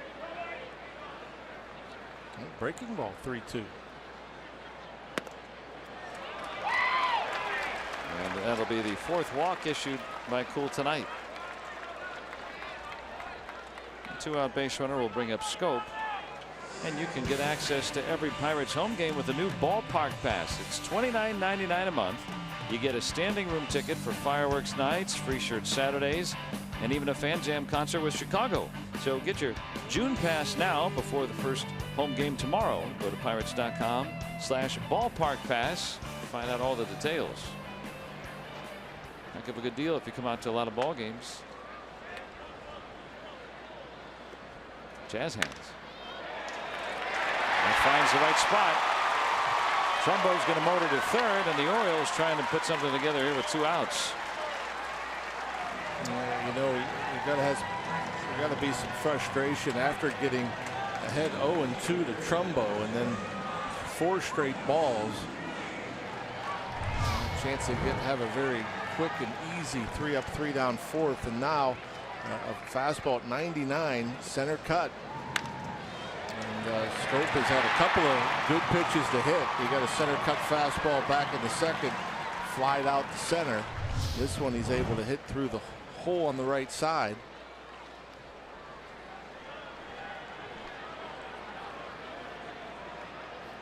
Well, tying run comes up here in the 4th. Hyun-Soo Kim.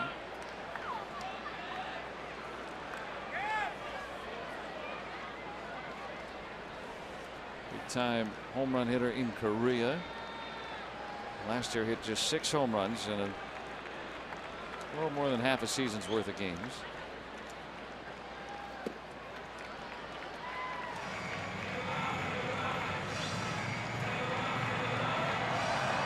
We talked about lefties troubling Cool. Well, no lefties with a hit tonight, but he's walked a couple of lefties tonight. A good changeup there. Amazing 90-mile-per-hour changeup. Again, Chad Cole, the scouting report wasn't upper 90s with a 90-mile-per-hour changeup. It was, you know, 93, 95 with heavy sink, as you see the awkward looking swing from Kim off balance. And Diaz is going to try to throw out Trumbo, and he will. He got caught too far, and that bails out Cool. That's some bad base running there. That's a nice break. Buck isn't happy. Shouldn't be.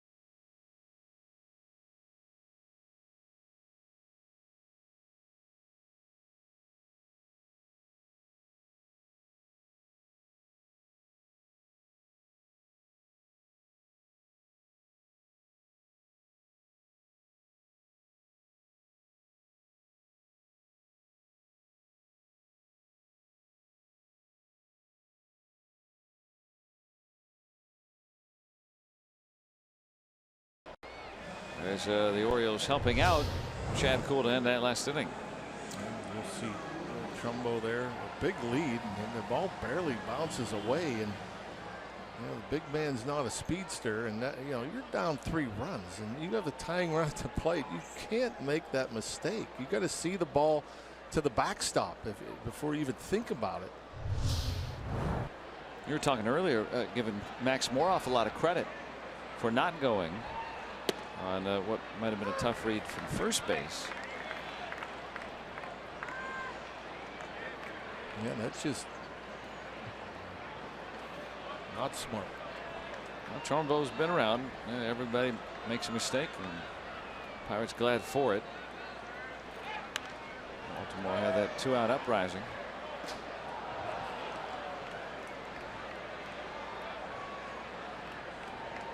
Andrew McCutchen tonight has scored a pair of runs. Infield hit back in the second. And that fielder's choice he reached on ended up opening the door for 2 runs in that inning. Right takes care of him on that heat in 95. Big guy with the big arm, and from what we've seen so far, pitches a little bit backwards. Likes to throw that breaking ball early, finish with the fastball.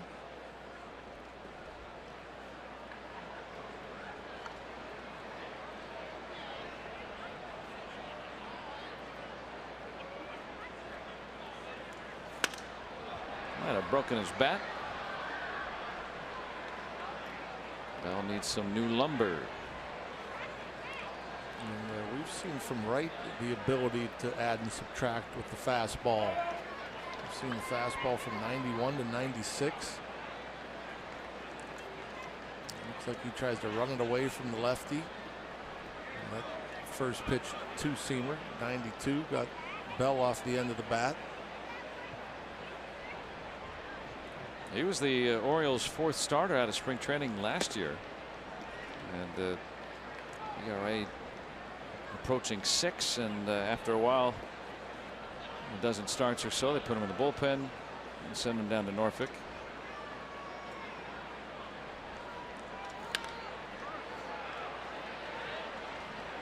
Davis to right.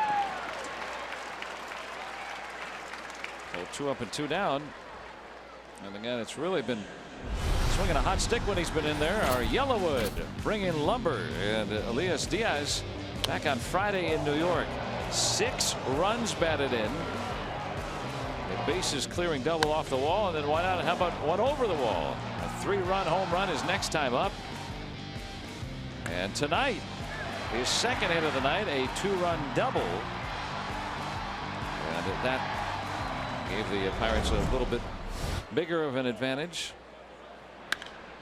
He cracks this one deep out to right center, and Smith with just enough room. Boy, I've been impressed with his power.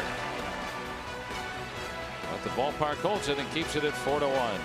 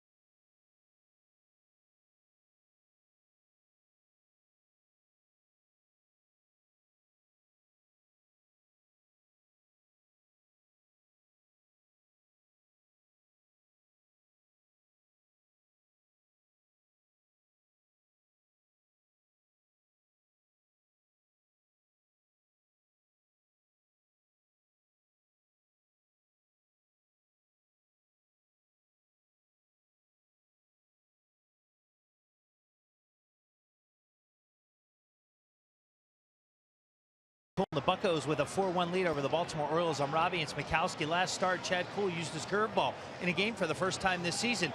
And his pitching coach, Ray Sears, discussed Kuhl using the new offering. You got to give the guys a lot of credit for even attempting it and trusting me on it.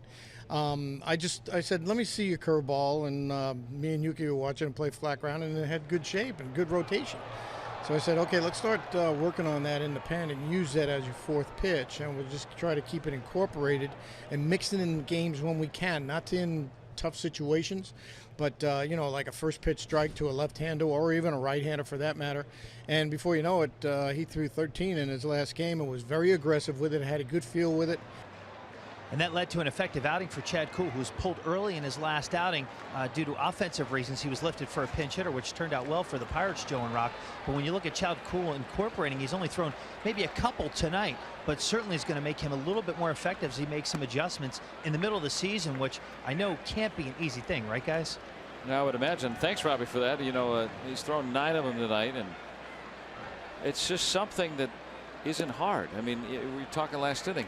The changeup 90 miles an hour sometimes. Now that one he just threw right there. You know, now you got something 83, just a little something that really is an off-speed offering.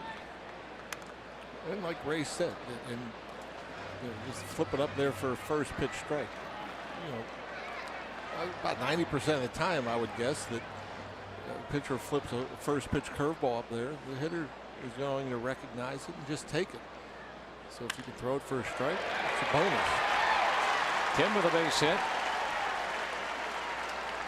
3 singles tonight for the Orioles. Yeah, just something that Kuhl has developed. Yeah, I think that was the curveball. 87, maybe. Hard to tell, but maybe something in between, left it up middle.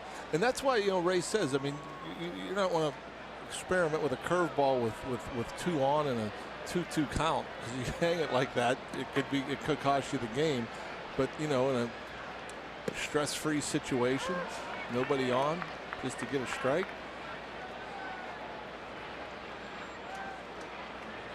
J.J. Hardy will ground out his only trip. But like Robbie suggested too, I mean, you know, to add something like that in the middle of the season, it's got to be well, I guess, you know, he threw it for him and he had some already basis of it, so I guess it wasn't just inventing something. And if it isn't, let's just say they're throwing it on flat ground or throwing it in the bullpen on the side. I mean, if it looks like a good enough pitch, I mean, obviously if it isn't a good curveball, Ray's not going to suggest for him to use it. Yeah. He'll say, well, let's just put that away. We'll maybe try it in the offseason.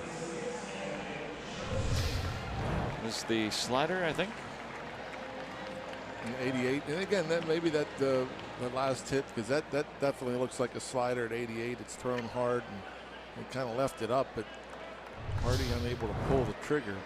So I'm guessing the Kim base hit was on the slider, not the curve. And there's the curveball, 82. And we got the knees to buckle a little bit.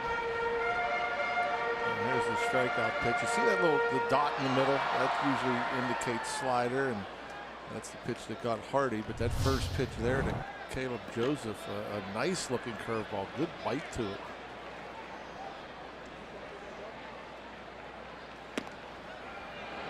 And I think that was a planned fastball away, not quite a pitch out, but I think Diaz wanted to try to catch Kim off the bag at first base there. You'll see catchers do that from time to time, call for that pitch off the plate. Maybe have a sign with the first baseman there with Bell. Big hop. And the O's will have 2 men on. That's a break for the Orioles. That's an inning-ending double play ball that took a bad hop on Josh Harrison. You can't anticipate that. These fields nowadays are so well groomed and nice. You anticipate a good hop, and this ball looks like a nice easy 2-hopper. It's like it's perfectly set up. J-Hay has his momentum going towards the bag at second, which makes it an easier throw, and that ball hit something and took off over his head.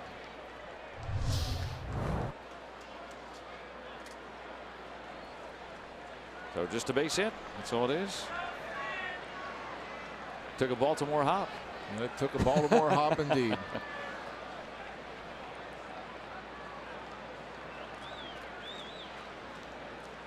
And now you got Seth Smith, who has power. Saw the big home run last night, so you have to be careful here.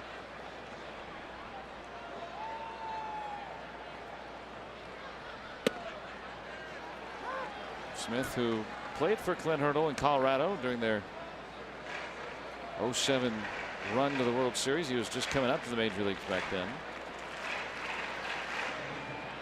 And said one of the big reasons why the Rockies made it.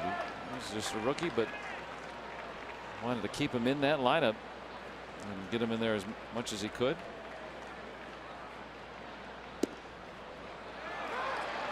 Look at that. Another breaking ball, and again, it's is it curveball? Is it slider? It's got some nice bite to it, and a little more downward break to that one. I think that's the curveball. And it looks sharp. That looks like and that's a pitch again. If he starts growing more and more confident with it, then all of a sudden, that's a pitch I think might get more swing and miss, where you started in the zone, have it break down and out of the zone. You elevate here. No. 100 miles an hour from Cool again.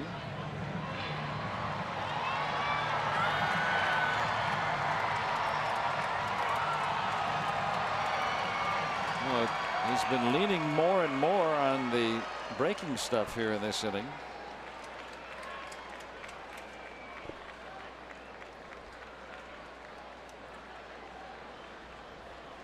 Orioles with 4 singles tonight. They've also walked 4 times. Foul ball. That was a pretty good changeup, and good job of wasting it for Smith.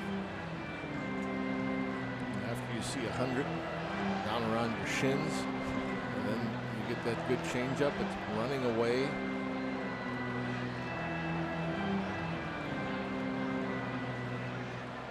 The way that curveball is breaking, you'd almost think that maybe Chad is tempted to try to get it and use it as a strikeout pitch, but we'll see.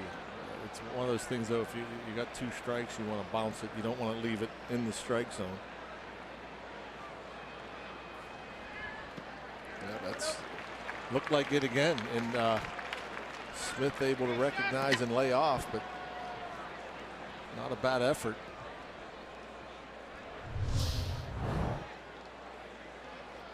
That's where you want to throw. You don't want to leave it in the strike zone. You don't want to hang it.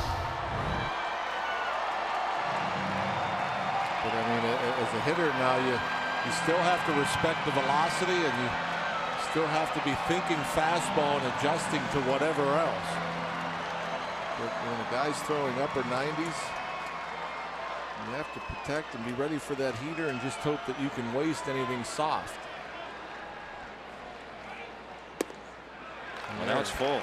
Yeah, and that's a good changeup. I mean, when this leaves his hand, it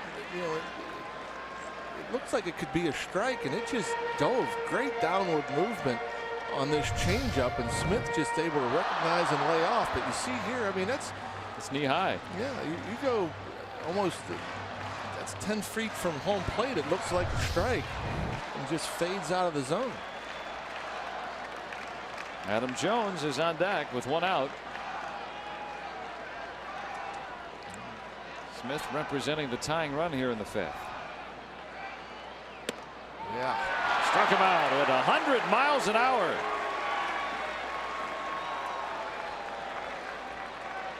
Nothing cool about that. Yeah, and I like that he missed in with this. I mean, it was meant to be away, but it ends up coming in, but catches a lot of plate.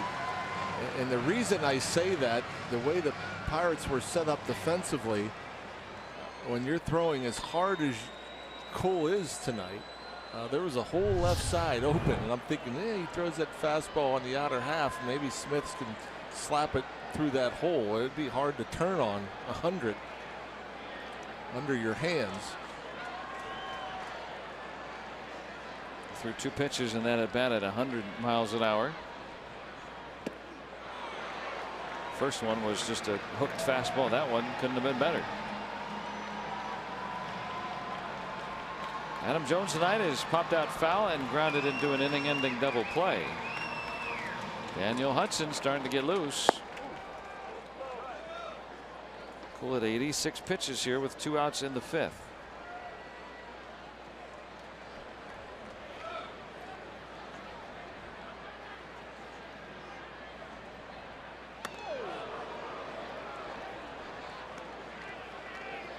Orioles with not a lot of speed on the bases.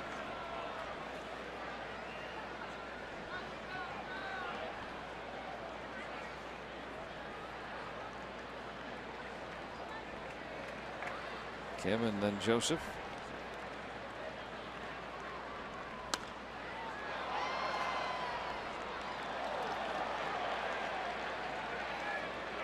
One and two on Adam Jones, who's hitting .424 with runners in scoring position.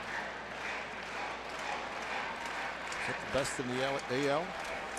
Best in the American League and tied for 3rd best in baseball entering the action tonight. He's impressed.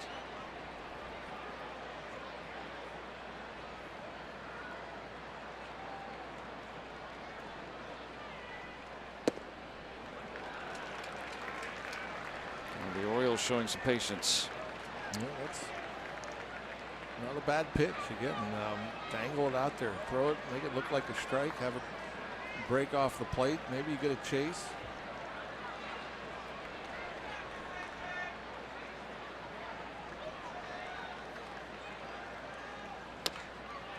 Weekly hit and right at the bag, and that gets Cool and the gang out of it. 2 hits, 2 left, and the Pirates still leading Baltimore 4-1.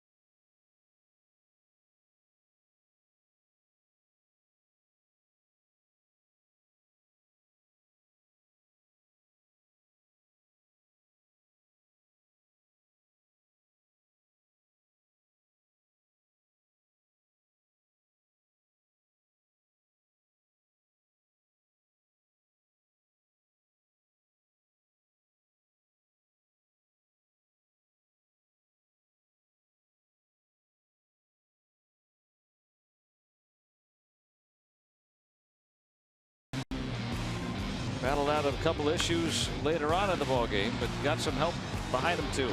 Yeah, nice double play ball turn there, but boy, that curveball there, another double play ball, up to 100 miles per hour. The slider, that one kind of hung a little bit, but he got the take. The called 3rd strike there on the fastball to Smith at 100.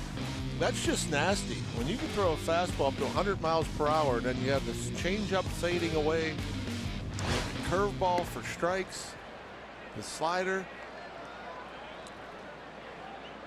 I'm sure the Orioles are happy he's done for the night. 90 pitches through 5. Gave up 4 singles. Now he walked 4, but I mean, you know, no extra base hits against this Orioles lineup that we talked about, all the big power they've got. Yeah, I mean, that's some dominating stuff. Now, if he can locate it a little better, you know, the 4 walks and obviously didn't hurt him. Well, one of them did. He ended up giving up just the 1 run. But man, that stuff right there is dominating, and that's, again, if you get a little better with putting it where you want to, not many hitters are going to hit it. Max Moroff has worked himself into a hitter's count. 2-run double and a walk tonight. So if that is it for Cool, it's a good rebound outing from him. Starting to, this last few weeks or so, he's starting to, most nights you're seeing something like that. It may not be polished, but it's effective. It's, that outing against Philly gave up just 1 hit. Daniel Hudson looks like he'll come in next.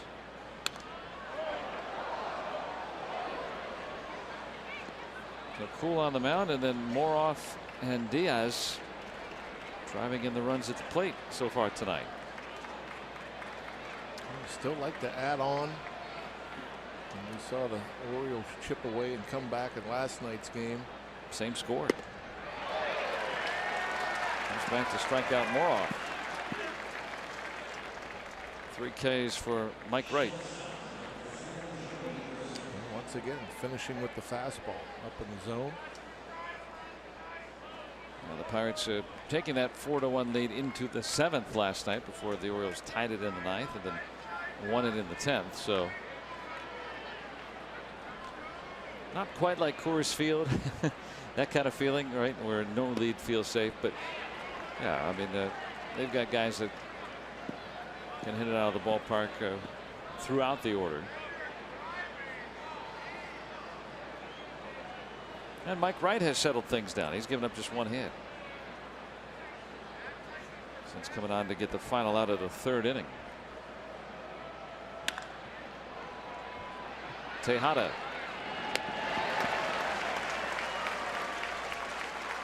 So 2 up and 2 down in the Pirates' 6th inning.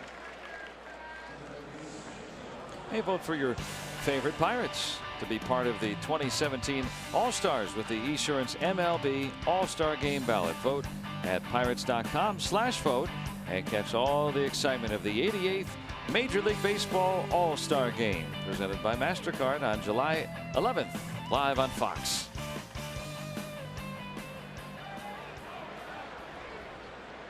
There's a lot of guys that you could see in the game, one of whom at the plate, Josh Harrison, getting over 300, getting on base at a 370 clip. Good to see Wendy here tonight. Enjoy your sandwiches.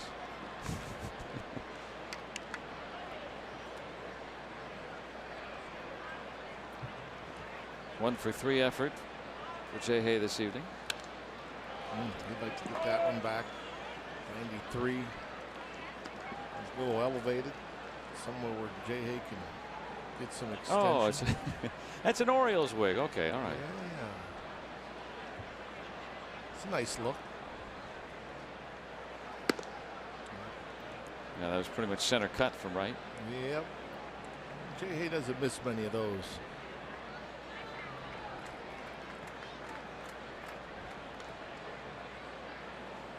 Not every well hit ball is a pitcher's mistake, and not every pitcher's mistake becomes a well hit ball. Pitchers, you hear it a lot, where a guy might be only gives up 1 run. Oh, I only made 1 mistake. That's not the case. Probably made 10. Only 1 mistake was taken advantage of.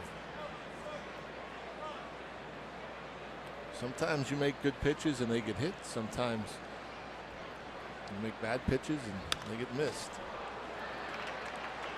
Into that dark night. Hardy able to retire it. Now the Pirates have been pretty quiet since Mike Wright has come on. Still 4-1.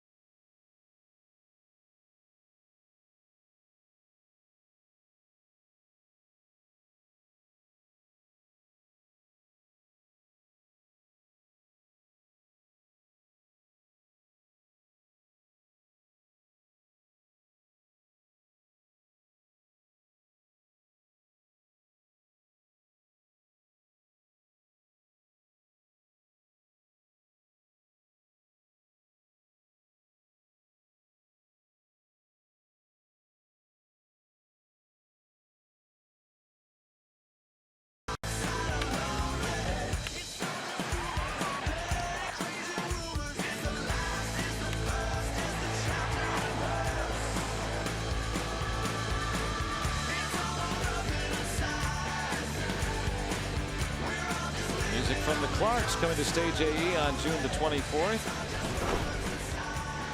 And here 4-1 the score he's holding on our UPMC scoreboard.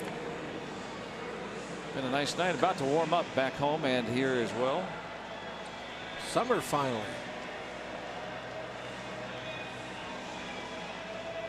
Daniel Hudson coming on to pitch to 6th, 0-2 with 5.79 ERA, 27th appearance, 22 strikeouts and 23 in the third.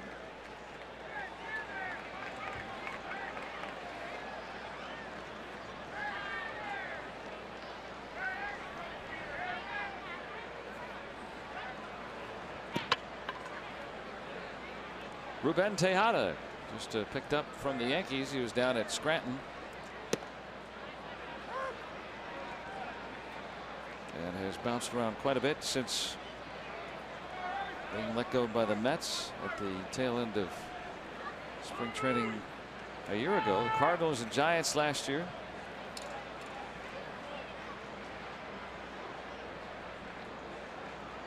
He's in the game for Manny Machado, who left after being spiked by Andrew McCutchen on the stolen base. Played another inning in the field and then was going to be lifted.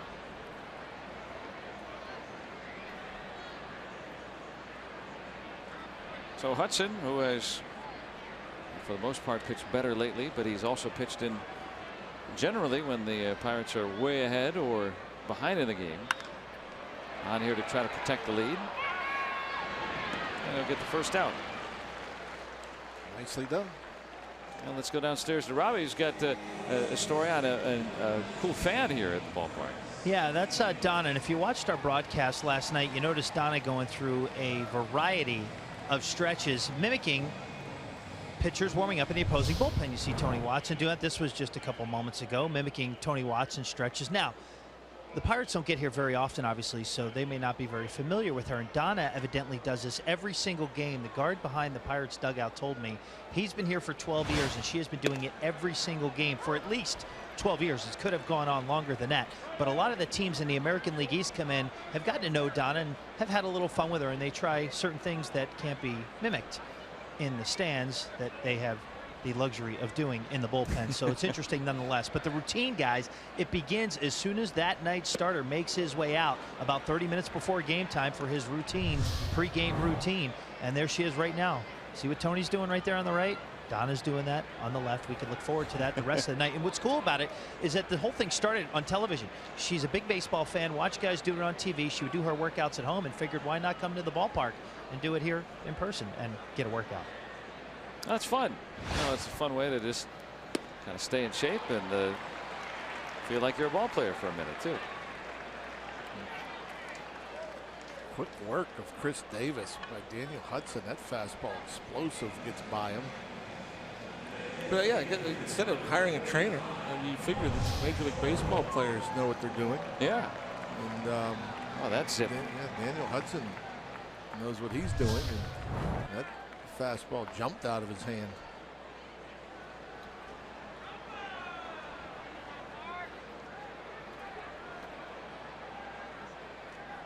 Mark Trumbo has walked both times tonight, but he strayed from third base. And there's Edwin Jackson, who just got called up today. When he comes in the game, it will be his 12th major league team that he's played for.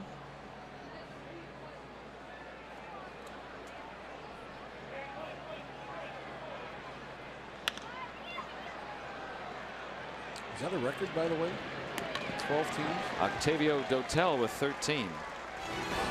Nice 8-pitch inning. Daniel Hudson protects the lead.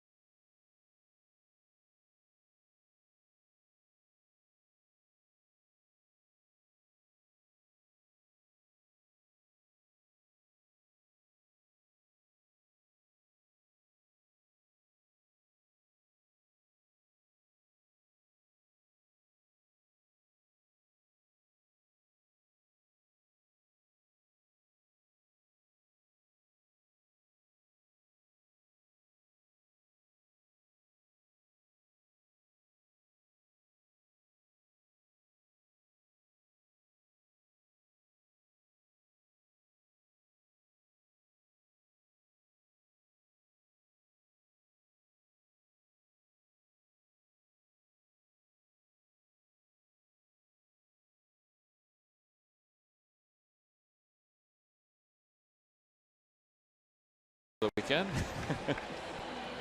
Hoist the colors. Pirates trying for a split here. First to win here in 9 years if they can finish off the Orioles tonight. And the first look in the Orioles uniform of Edwin Jackson. 12 games, 1 start down in Norfolk. 3.10 ERA. 17 strikeouts, 10 walks.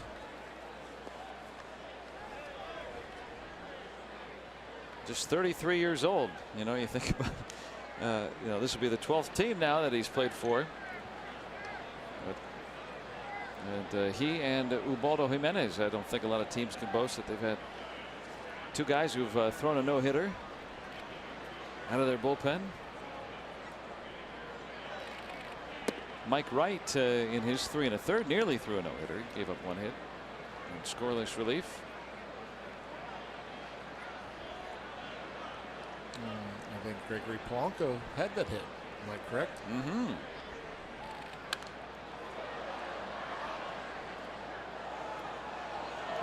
We were talking before about Jackson and all the different teams that he's played for.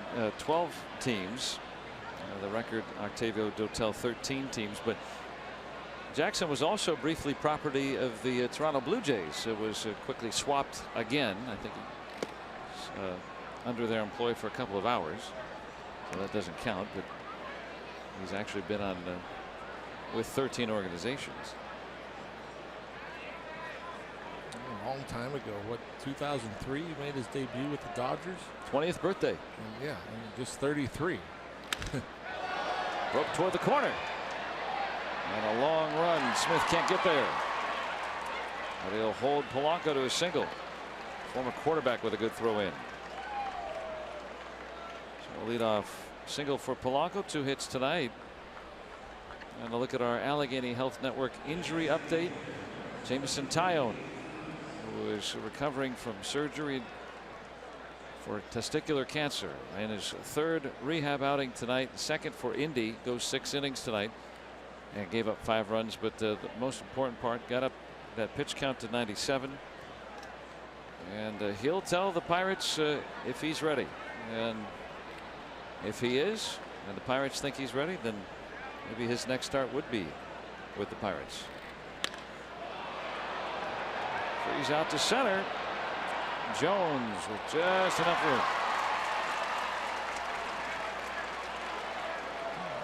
Kind of just casually goes after balls and sizes it up nicely. And one of the best out there over the years. You see those 2 purple wristbands that Tom Prince has on. Those to think of Jameson Taillon. Pirates have been wearing those.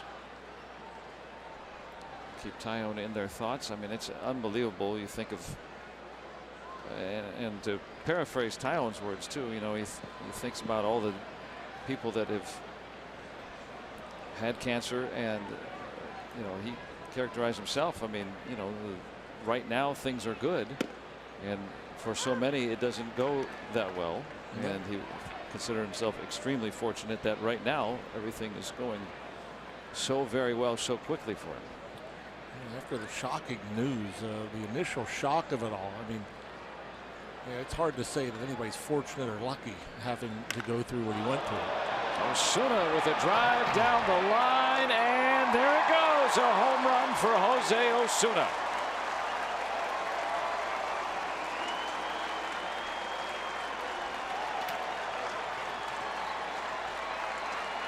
He doesn't want it, but it still counts. 4th home run for Osuna, and that gives the Pirates a bigger margin tonight. And the rookies driving all the runs in tonight. I love to watch these young players go about their business. And Osuna, again, he'll take what you give him. You pitch him away, he'll hit it in the right field. You make a mistake, middle in, he'll hit it 400 feet. And there's a slider just spinning up there, middle, and he got every bit of it. That's a bomb.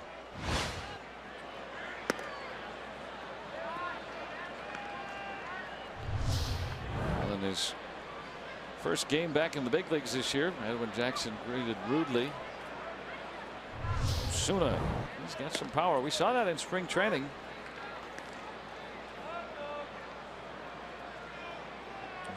That ball didn't look like it broke an inch. 86 up middle.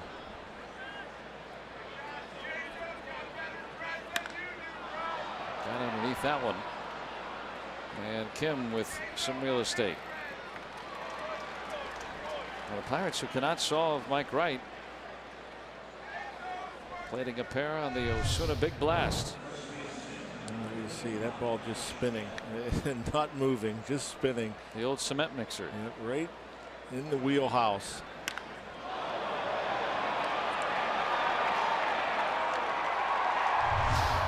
So the rookies, yeah. Osuna with that 2-run home run, estimated at 410 feet. Max Moroff with a 2-run double tonight. Elias Diaz with a 2-run double tonight. They brought them all in. And this rookie trying to get his first hit tonight. Lone Pirate without one. A surly Buck Showalter, whose countenance does not match the one on his shirt.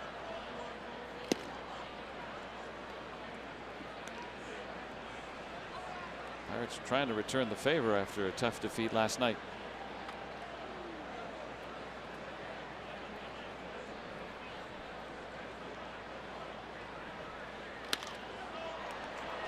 Down the line, but foul. And even now Josh Bell.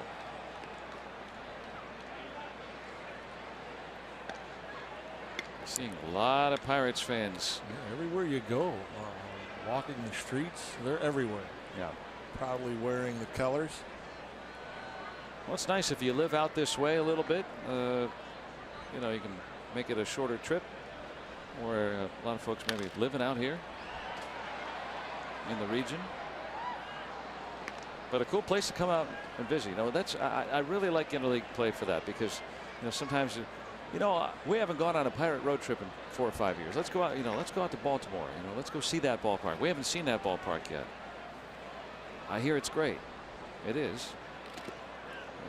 Cool to see the Pirates on the road. You never get to see them wear the great tops. Depending on where you are in the city, I mean, you can get here in 3 hours, 3.5 hours. Short little trip. Well, I feel Looney making his way here.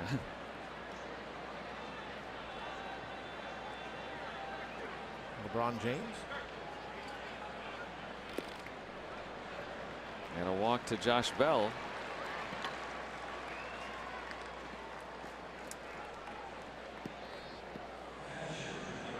And just a reminder, as you enjoy a cold one, to look forward to Miller time later in the game, brought to you by Miller Lite.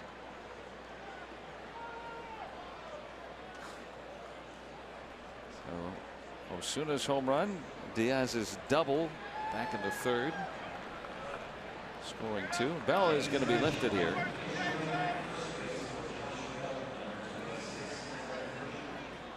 And they'll bring in Adam Frazier to pinch run.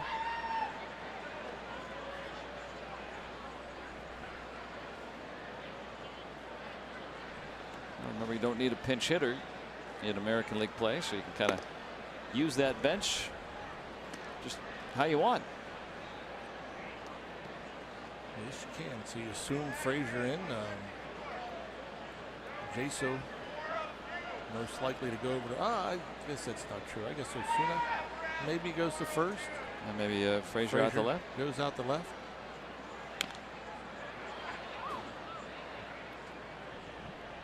Diaz tonight with 2 hits.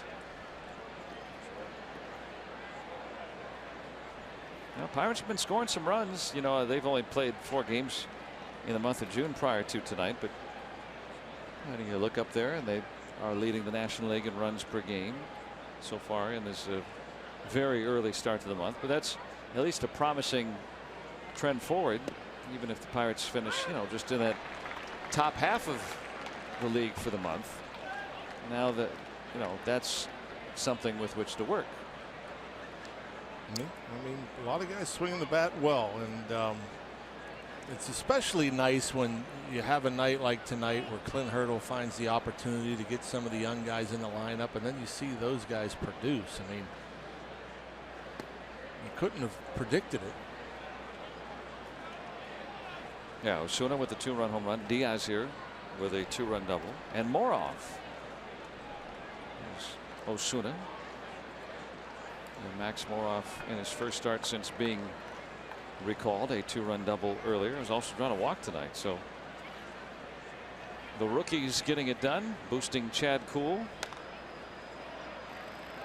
Stays fair. Diaz, for a catcher, gets down that line pretty decent. But Jose Osuna with a powerful shot to give the Pirates 2 more. His 4th home run. That makes it 6-1.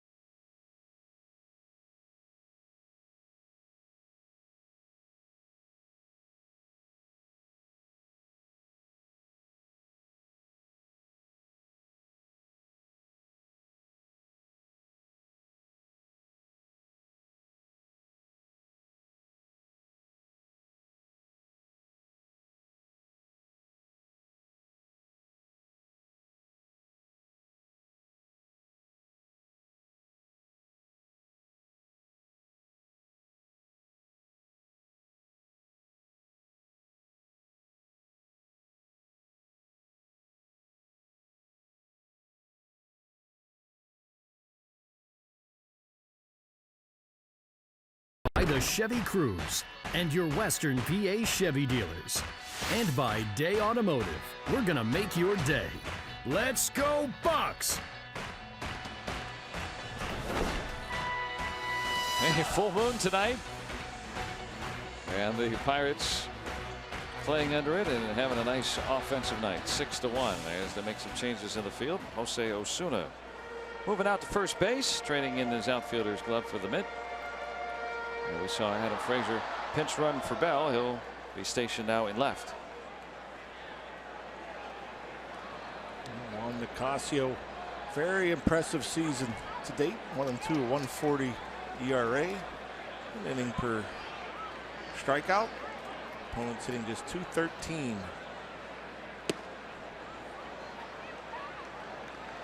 And a nice outing for Daniel Hudson. Retired the side on 8 pitches, protecting the lead.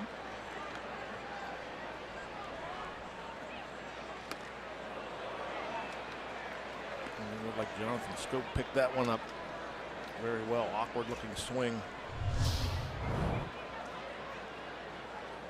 Fastball, almost hit him.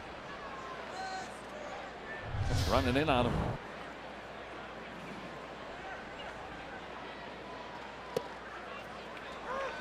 Nicasio, who has turned more and more to that fastball, using that so much more as the years gone on. He's been successful. 1 run allowed in his last 19 appearances. That thing jumps out of his hand with movement, and yeah, he's very confident with it. Slider, nice little pick.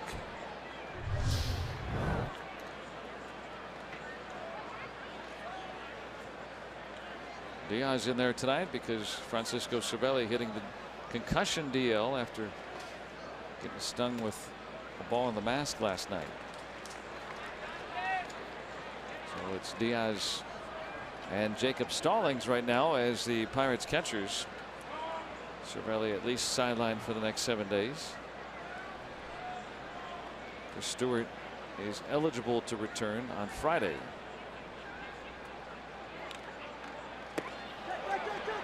Scope go.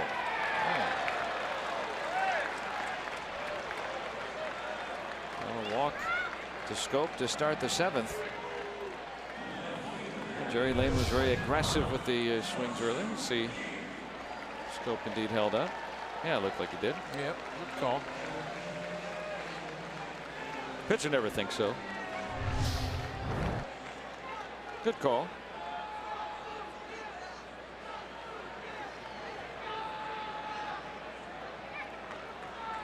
Hyun-Soo Kim getting the start tonight, a sac fly and a single.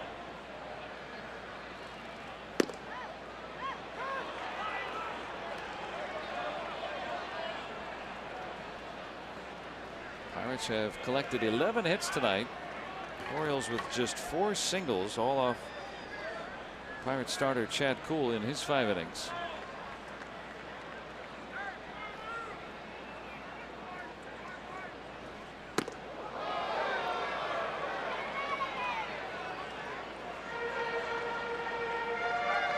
Clint Hurdle trusting Juan Nicasio more and more. Remember last year, beginning of the year in the rotation, more banished than moved to the bullpen after lack of success in that role. But really, this is the at this stage of his career, he had some success with the Dodgers in relief, and had success once he was moved to the bullpen with the Pirates last year, and has been successful all year this year. Kim didn't like that one. Well, look at the first one was a called strike. It's up and out of the zone, and that one just off the outside edge. A head shake from Buck.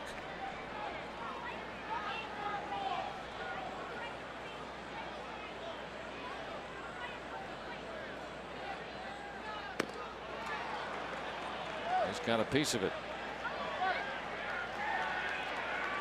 He called it a foul ball.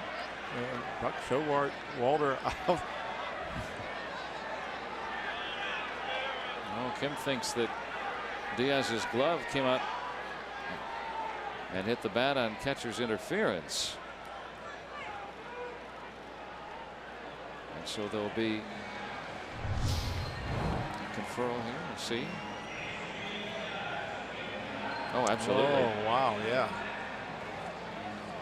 No question about that. There's an expression a batter hits it out of the catcher's glove. Yeah. That literally happened. Exactly. So both Kim and Buck Showalter were out there very quickly. And indeed, so that goes as an error on the catcher Diaz and allows Kim to reach first. Well, that's the one thing you don't want to do if you're the Pirates with this 5-run lead, is to give away bases, and a leadoff walk, and now the catcher's interference. Glenn Hurdle asking for an explanation. Marvin Hudson providing that.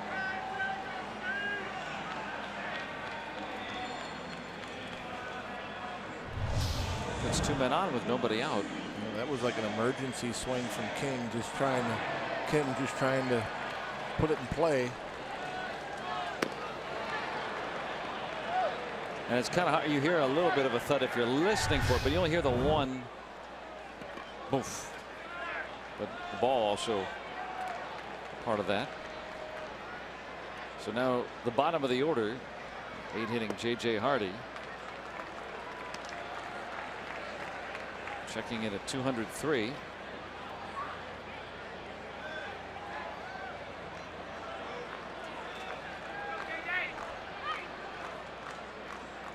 Two birds on the bases.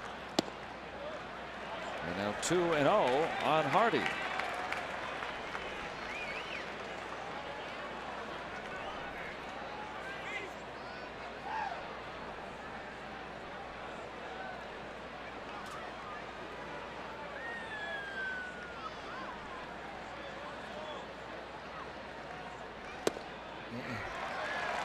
Now this is not going according to Hoyle when you got a 5-run lead. You got to reach out and touch someone. get somebody up.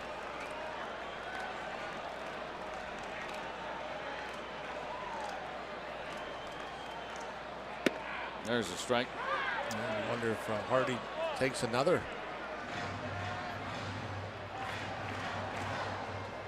And it's Rivero. Think about last night. Remember, the Pirates had a lead, even though they lost the game. So they had Nicasio yesterday for 10 pitches. That one's hit toward the gap. And Polanco able to cut it off. And Scope will move up to third. Hard hit, but an out. It didn't quite get all of it. If he hits it, if he gets all of it, I think that splits the two outfielders. But that ball hung up there a while, and it had a little bit of slice to it, so it was kind of curling back towards Gregory Polanco, and he took a nice route, made it look easy.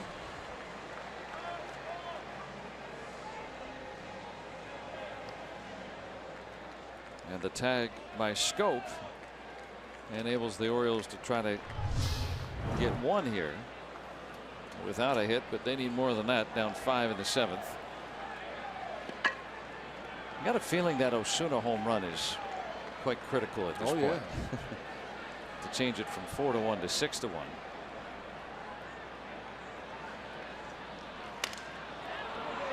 The runner in from third, but that's such an easy double play. That's an easy. That's nice right there. How about that? In and out of trouble in just a couple of pitches. Well, they get out of it.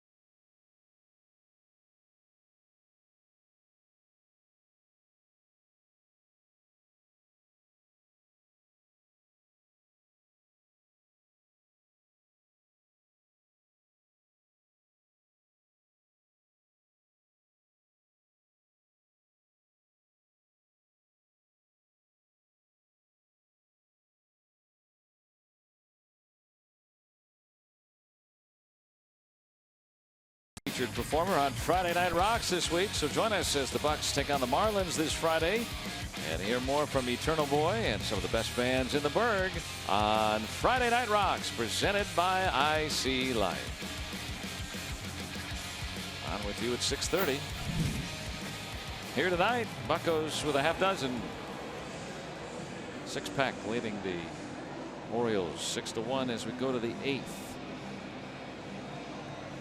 Polanco with a good catch out there. KB happy with the route, the effort. Hasn't always been super smooth for Polanco out there, but boy, he's working hard. He's trying hard out there. Max Moroff with a nice effort at the plate tonight. 2-run double back in the 2nd.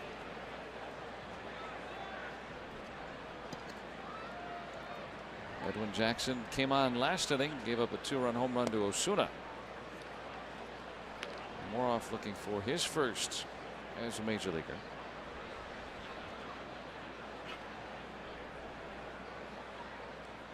Osuna with that 2-run home run last inning. Yeah, you made the point of how big that is. I mean, Anytime you have as many base runners as the Pirates had through the first 3, and it didn't seem like 4 was enough. They left 6 guys on through the first 3 innings. And you were looking for insurance, especially when it got quiet there through the middle 3 innings. That's a big blow. That's typically with the Pirates bullpen, you don't you only need a couple run lead, but against these big boppers, 5 is much more comfortable. Yeah, they hit 4 home runs last night. And tonight they have 4 singles. Moroff's been on base 3 times tonight. And a look at our Point Park tweets, and the Pirates offense all provided by rookies tonight. Moroff, Diaz, and Osuna getting it done. And Cool, not a rookie, but in his first full season, absolutely getting it done. Summer Osuna adding to that rookie hitting brigade. Indeed. Every Pirate who started this game reaching base one way or another. Bell with a walk, the rest with hits, including Mercer with that single back in the second.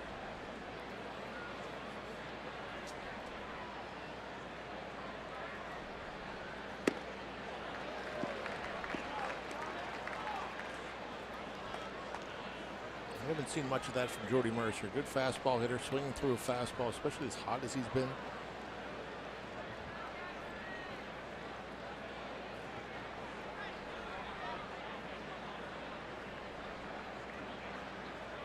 .33-year-old Edwin Jackson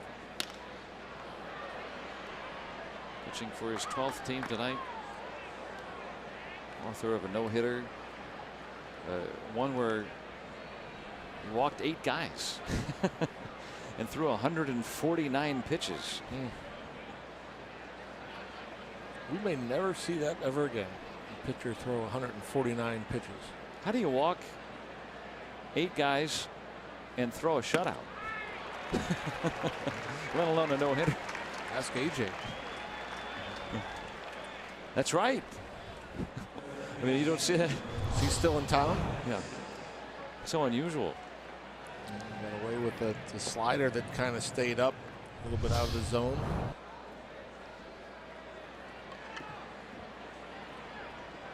Josh Harrison with a single back of the first. Pirates lead 6-1 here in the 8th. Trying to pick up their first win here. Remember, they don't play here every year, of course, but first win here since 2008. That is the only time that they've won in Baltimore since the 1979 World Series. And look back at Edwin Jackson wearing the Sedona red of the Diamondbacks. He struck out Jaso there. Faced him that night on the no-hitter, and on his 149th and final pitch, history made for Edwin Jackson, first German-born player to throw a no-hitter, though he grew up primarily in Columbus, Georgia. And Jaso, part of that night, been part of a lot of those types of nights. Caught Felix Hernandez's perfect game, in fact. Getting a night off tonight. Didn't have the hair back then.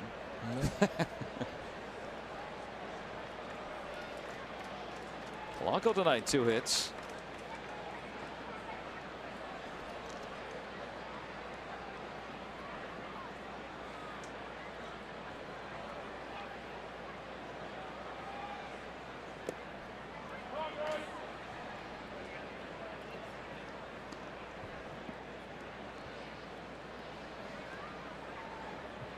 And Johnny Barbado set to give the Pirates the next inning. That's another benefit of the Osuna home run, is a night after you've used some of your top bullpenners, so you can maybe go and try to get, say, Barbado to pick up the final 2. Or it's good to rest those guys. Better to rest them when you got a lead. The Pirates trying to make this a split in this series and a winning road trip. They took 2 out of 3 in New York. Come home for a 4-game weekend series against the Marlins. And swing said to be tendered. Didn't you say send a note today that the Pirates have played the most one-run games? Yes. Tied for the most. 21 one-run games. They're 10 and 11. And usually in those types of games, you're using the back end of your bullpen, so it's always nice to have a comfortable lead. It's nice to know you read the email I sent out. That touched me. Thank you. You're a sweet guy. It'll be the last time I touch you.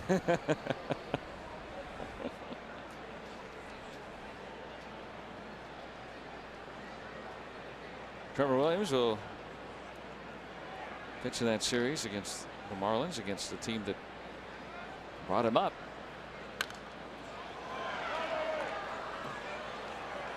And tomorrow on our Nissan Road Ahead, Edinson Volquez pitched a no-hitter his last time around, and he will make sure to not be Johnny Vandermeer Jr. as Garrett Cole will take the hill against him, and then a bunch of former Pirates too. Vance Worley and then Jeff Locke in the finale, finally healthy for the Marlins.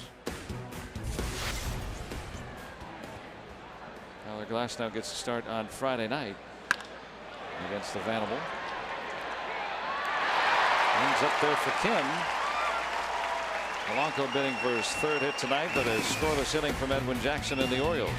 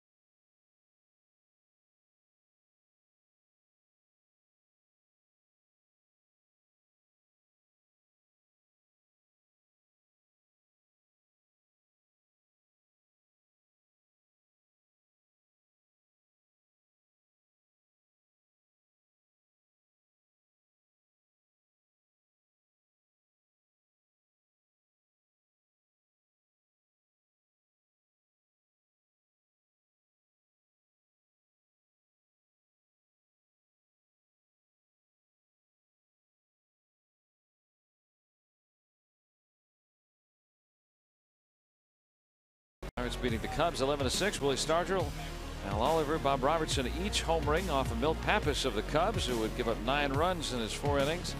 Bucks with 15 hits and 3 each by Oliver, Robertson, and Roberto Clemente. Bob Veal and Dave Justy combining for 6 2/3 shutout innings in relief of Nellie Briles. Back at 71. Good year for the team on top tonight. Almost good for the team trailing. These two teams met in 71 and 79.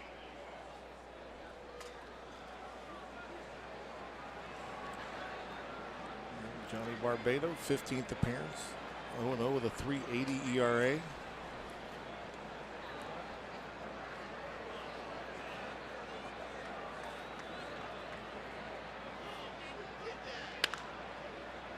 The ex-Yankee facing the Orioles here. 4th Pirate pitcher tonight. And the bullpen issuing a couple of hitless, scoreless innings. Hudson, Nicasio. And now Barbato in relief of Chad Kuhl, who gave up 1 run, 4 singles in his 5 innings. And activity in the bullpen. Richard Blyer. So R. Blyer in the bullpen.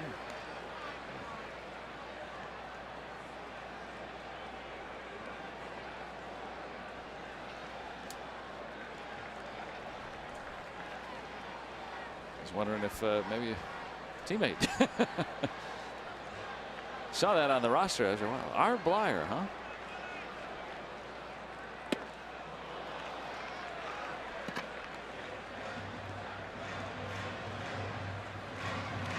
One and 2 to S. Smith. There he is.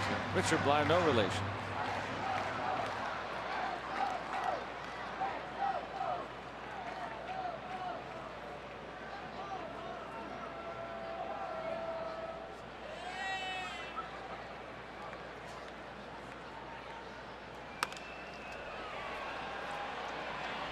Jay Hay might have a play.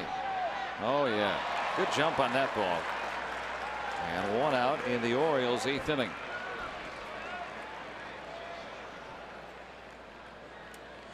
Nicely done. Barbato throwing strikes. Jay Hay. He's starting off basically playing short. Yeah. I mean, and you see the jumps. I mean, this is the thing about Josh Harrison. It's so impressive. It's every pitch. He's ready every pitch. He does not take a pitch off. It doesn't matter the score. He can catch it like a snow cone. He's ready to go. He's always anticipating and getting good jumps and going 100%. And always stylishly dressed.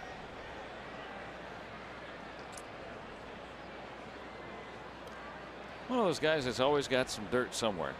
Yep. What a play. A couple of nice catches. That's why you bring your glove.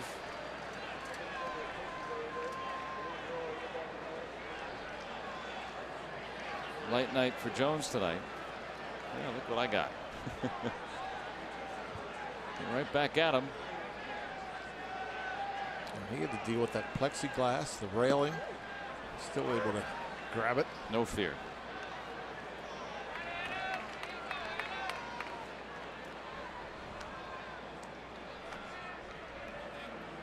Pretty chilly night here in Baltimore. He's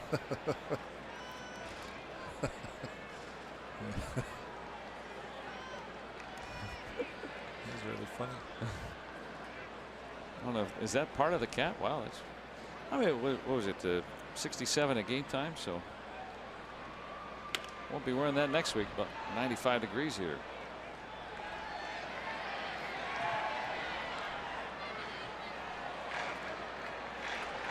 Give it to an adult. They flipped it to a kid. Just a bigger kid. Give it to a bigger kid. I don't know if I've seen that before. Yeah. I mean, right away. No indecision. And what's funny is that, you know, he is an adult, and as is the guy in the Orioles shirt next to him, and he's almost acting like a kid. Like, why are you getting the ball? And the guy gives the Pirate fan a ball. Maybe just a very gracious host.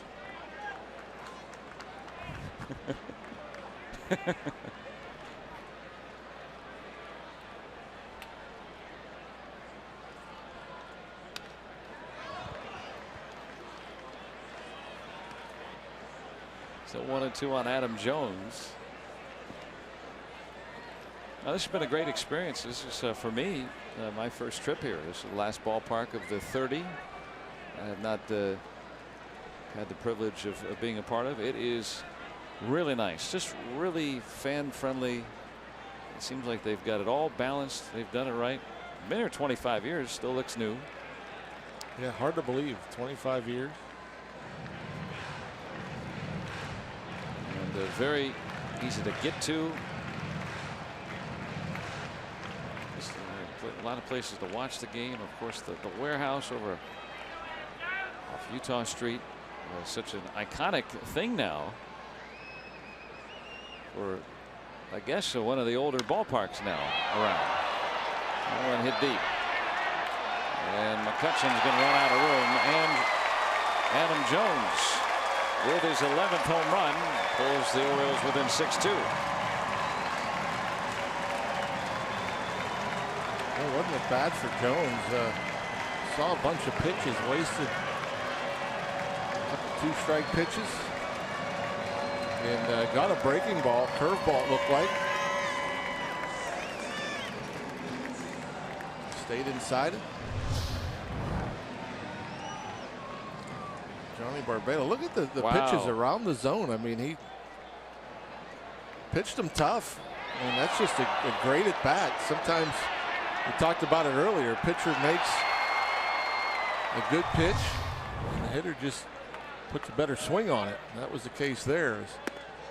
Jones just enough distance. Andrew, I think, wanted to get him back. Oh yeah. Ball was just hit too deep. Got to the wall and a few feet short.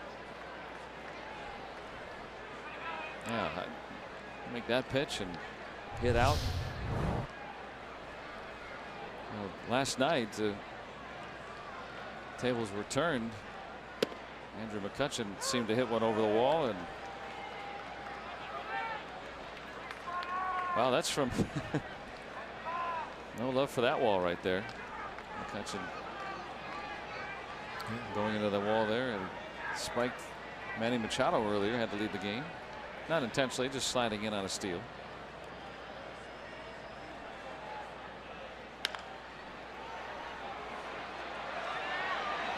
And Tejada retired.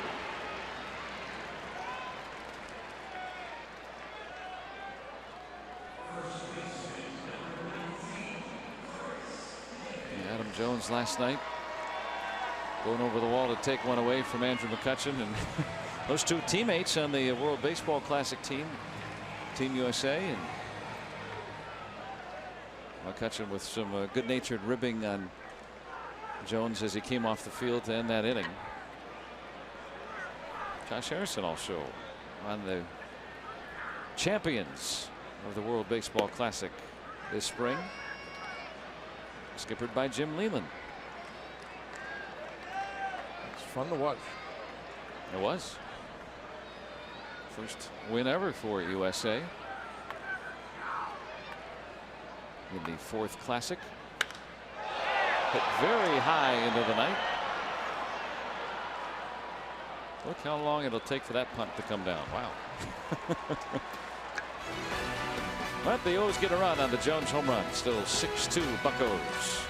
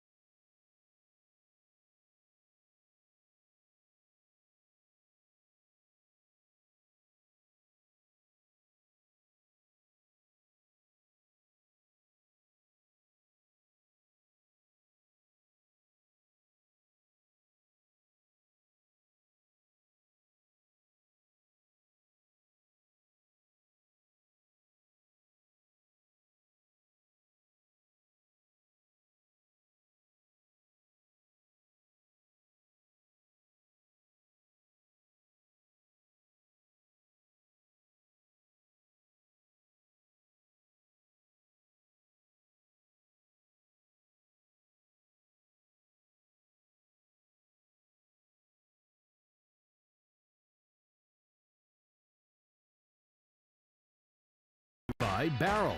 Visit our brand new Kia showroom in Wexford. More vehicles than ever at the very best prices. And by Levin's, the official furniture and mattress supplier to the Pittsburgh Pirates. For the best quality, service, and value, shop Levin's. Let's go Bucks! Ninth inning, and Adam Jones gives the Orioles one back. The Pirates enjoy a 4-run lead entering what we hope to be the final frame. And the Pirates have 12 hits tonight. 2 off the bat of David Freese. The last 3 games with 7 hits now.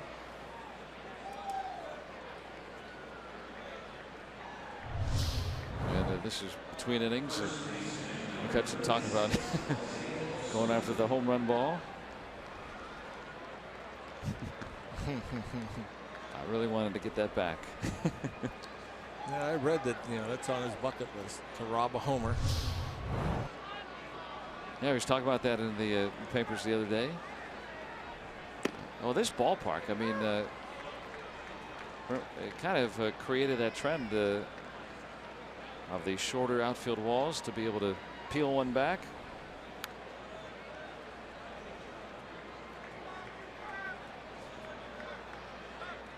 Osuna homered off Edwin Jackson his last time around.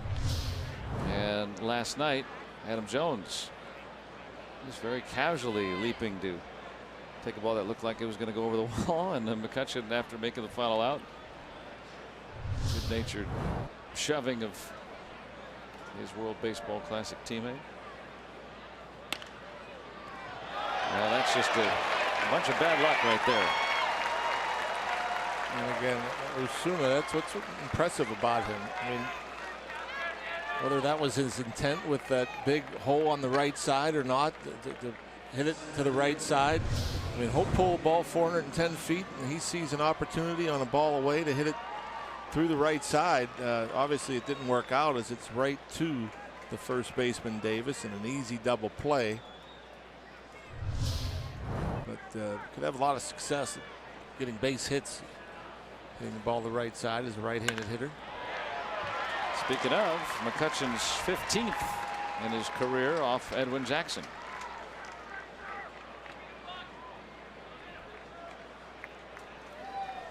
And Buck Showalter thought he was going to leave Jackson out there for the duration, but that's going to be it for Edwin Jackson tonight. They want the lefty for the lefty. Frazier coming up. Still 6-2 Buccos in the ninth.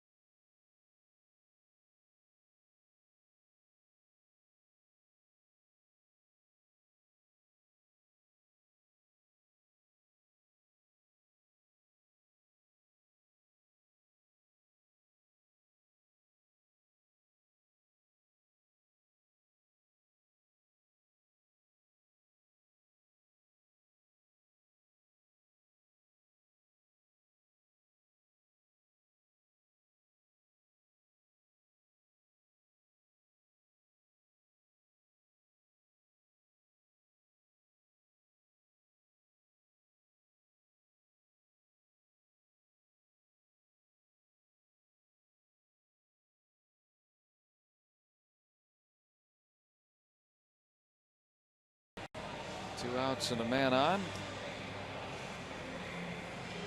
Buck Showalter wants to match up here.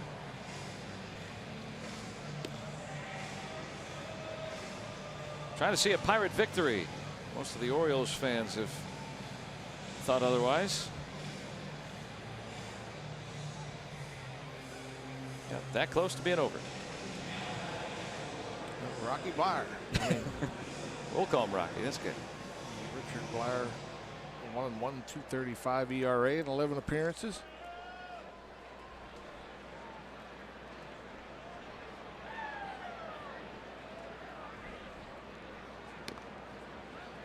And so Adam Frazier, a career .380 hitter against lefties. You want the matchup.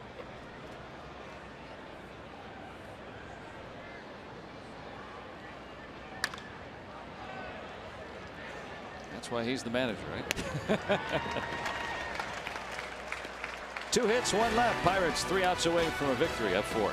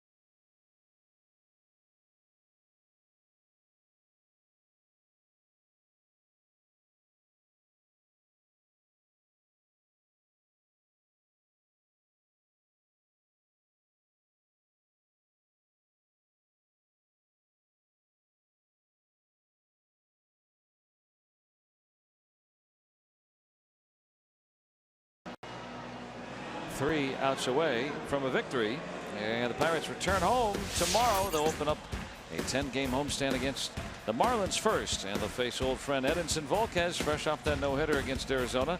Garrett Cole goes for the Buccos. We're on with you at 6:30 for Pirates pregame, presented by WB Mason. Sad to depart friendly Baltimore, but Pirates looking for a split here, making this a winning road trip if they can get 3 outs. Always nice to return home, especially in the summer. You'll get plenty of summer coming up. You see that forecast? Yep. Gonna heat up. School's out. Fill the ballpark. Time to go to the aunt and uncle's house for getting the pool.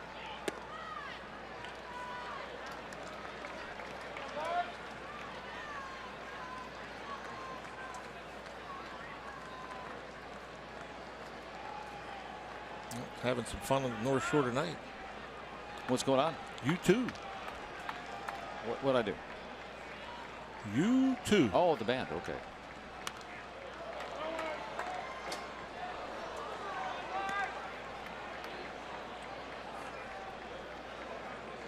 Barbados gave up the home run to Jones last inning.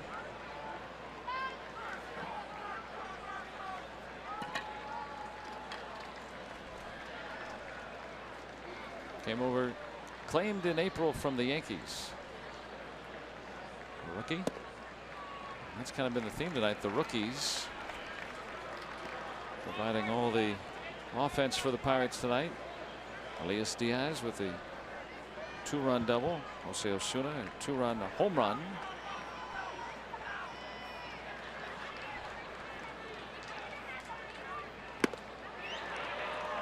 I'd like to see him challenge there. 95, 3-1 count. Came right at the big power hitter. Trumbo provided the game winner last night.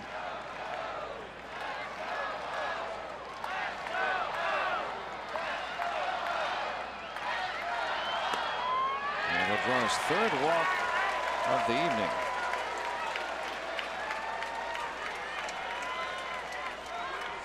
And Tony Watson,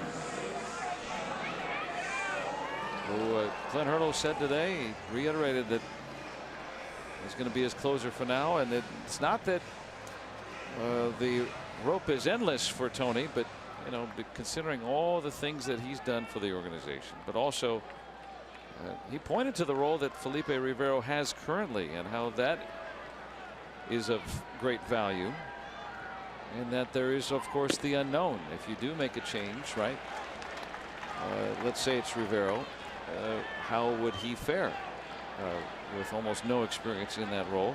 You don't know. He could be the best closer in the game of baseball. He could be rendered ineffective. So the Pirates right now are going to stick with Watson, and in hopes that they can try to get his stuff to be better, because even if you take him out of the closer role, you still need him to be an effective guy to pitch with a lead for you. And he's been a great pitcher, one of the best left-handed relievers in all of baseball for years. And yes, he's in the middle of a rough patch, and he has struggled some, and some due to location. I think at times some due to the life on his pitches, and some bad luck to go along with it. Now 3 straight save chances he had not converted. But overall, prior to that, pretty good. Yeah, you talk about being reliable over the last, what, half dozen years or so. I was looking at it today. I mean, there's like 10 guys this century, talking 2000 since, who have pitched, relievers that have pitched a bunch of games. I think I picked 400 games that have a lower ERA. 10 guys. That's a fair ball, and the Orioles just don't go quietly, do they?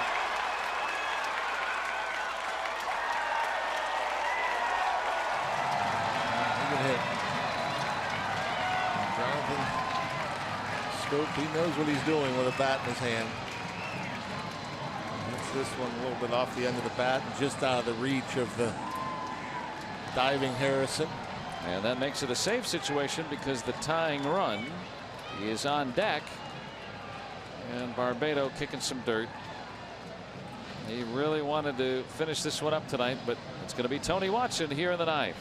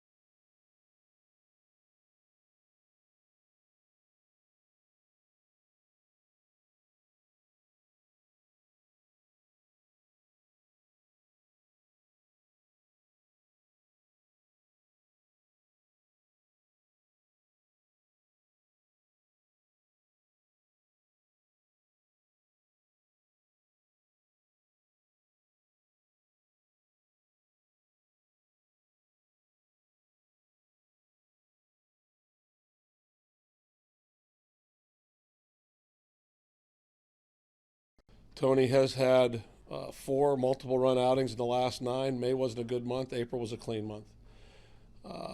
We've done some digging and some searching, and we think we have some help for him. Felipe's pitched more leverage situations than anybody else on our team. There's a guy in the American League that's the best reliever in baseball that doesn't have a save.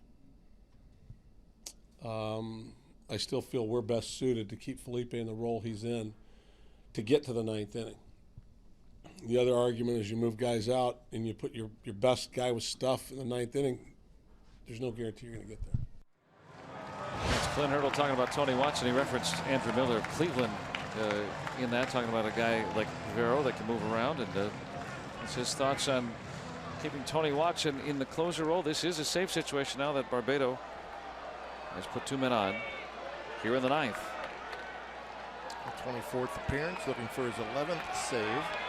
4-1, 3.91 ERA. And another thing about Tony, it's surprising the strikeouts being down, just 19 and 25 plus innings. And Joey Rickard is pinch hitting. They wanted a righty batter up.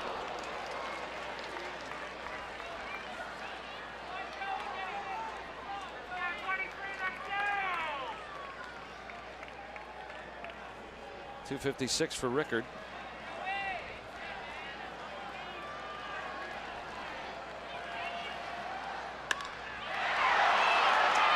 Deep out to center, but playable. And McCutchen gets the first out. Both men will move up. It's a 6-3 game. Sac fly for Rickard.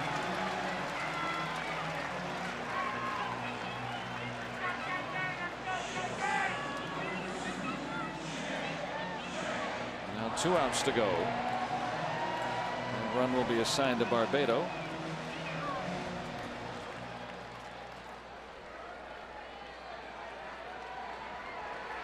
Already 0 for 3 tonight. 1 for 3 lifetime against Watson.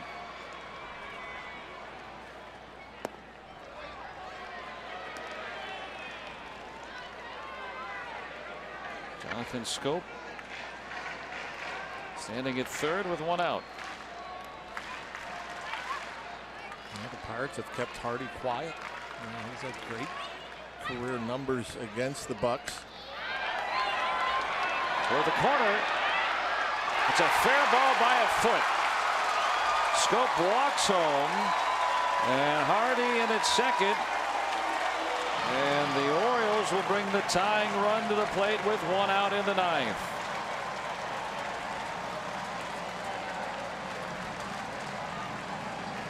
J.J. Hardy hitting just above 200 with an RBI double. And Clint Hurdle back on the phone with the bullpen.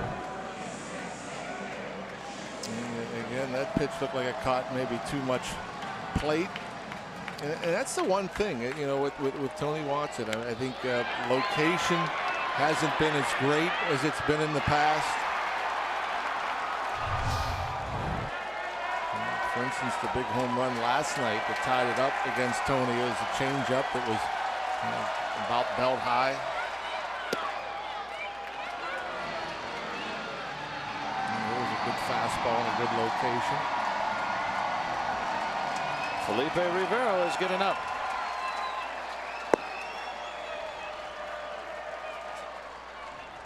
And Trey Mancini would bat next.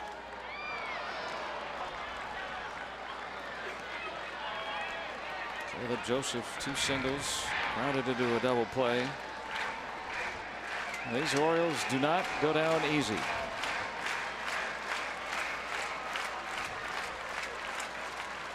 They're like curdled milk.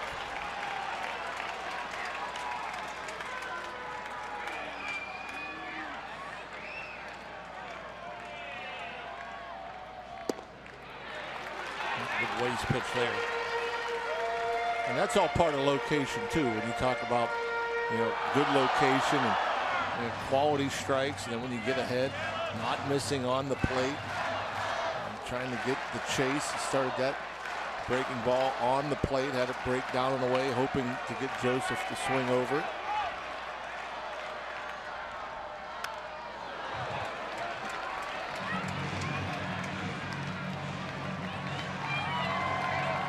Just missed on that one.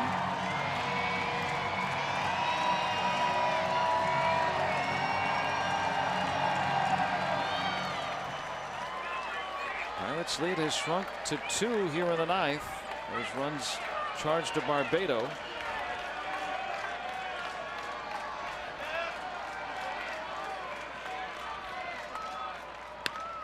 Fumble.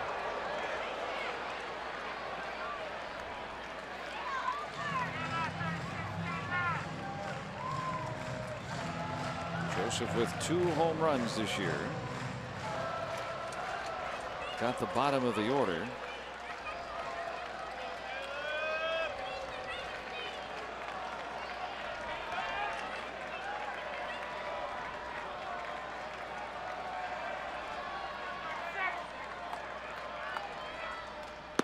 And he chases one and he strikes him out. And that's a thing we used to see a lot from Tony Watson too, where he'd elevate that fastball and get a bunch of guys to swing through it. And this one a little higher maybe than he wanted, but still got the chase from Joseph. The ball just jumps out of his hand.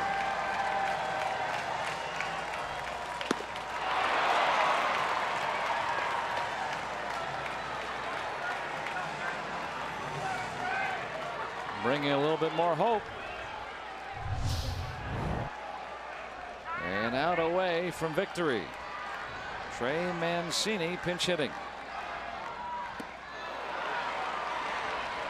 Watson getting some swings and misses tonight. We were looking that up before the game today. He's still been getting a good bit of swings and misses. And tonight, no exception.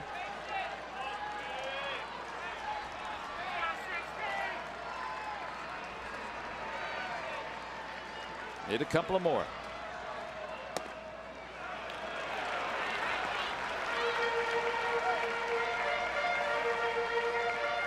Mancini 286 overall with 7 home runs. He jumped out to a quick start this year.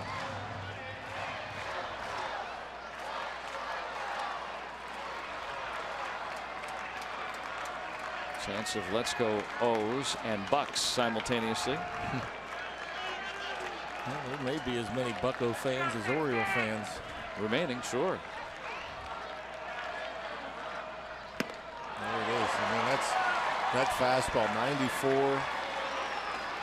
and he's done it so much over his Pirates career. Blow that fastball by a batter up above the belt. A strike away from victory. Mancini the tying run. The 1-2. He held off that time.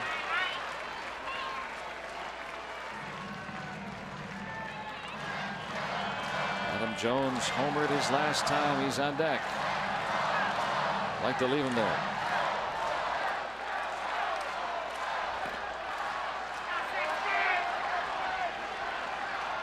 Trying to go home happy.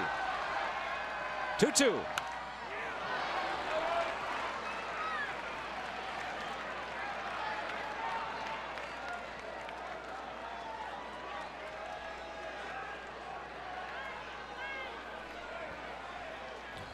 Nice outfit there. That says it all. Showalter beside himself tonight. Let's see if he tries to get another fastball by him. Ooh. That slider a little better location than the previous pitch. Got it down and in.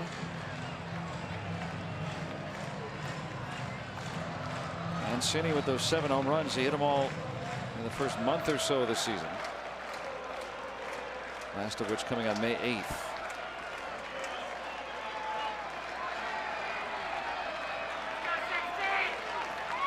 Hardy at second, 2 outs.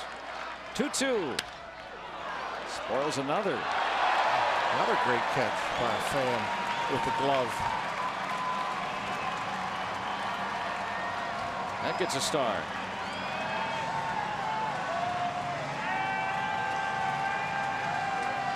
Watson came on in relief of Johnny Barbato, who put 2 in scoring position with nobody out. Both inherited runners have come across. But Watson a strike away.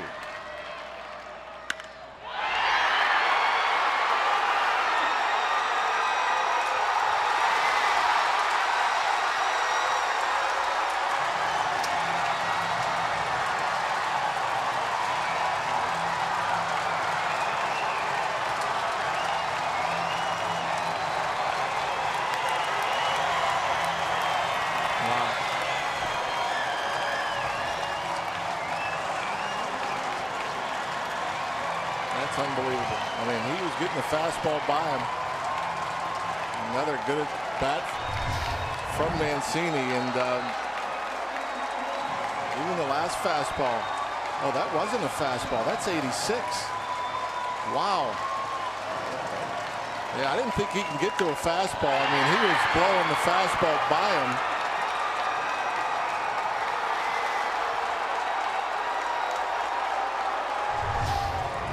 And went with the changeup and left it up middle.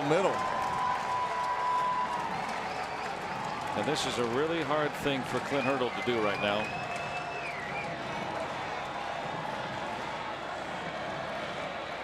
I'm shocked just because last night it was the changeup that tied the game in the ninth against Tony Watson on a changeup up and out over the plate to Scope. The fastball, he was getting it by Mancini. Threw one by him. Even the last one he threw, he hit it out of Diaz's mitt over the first base dugout, and he sped up the bat and left another changeup up. This is the third time that Tony Watson has been a strike away from converting a save and gave up a game-tying or go-ahead home run. That had only happened 6 other times in Pirates history since pitches have been recorded in 1988. And now 3 more times from Tony Watson. It happened on May 29th and September 6th of last year.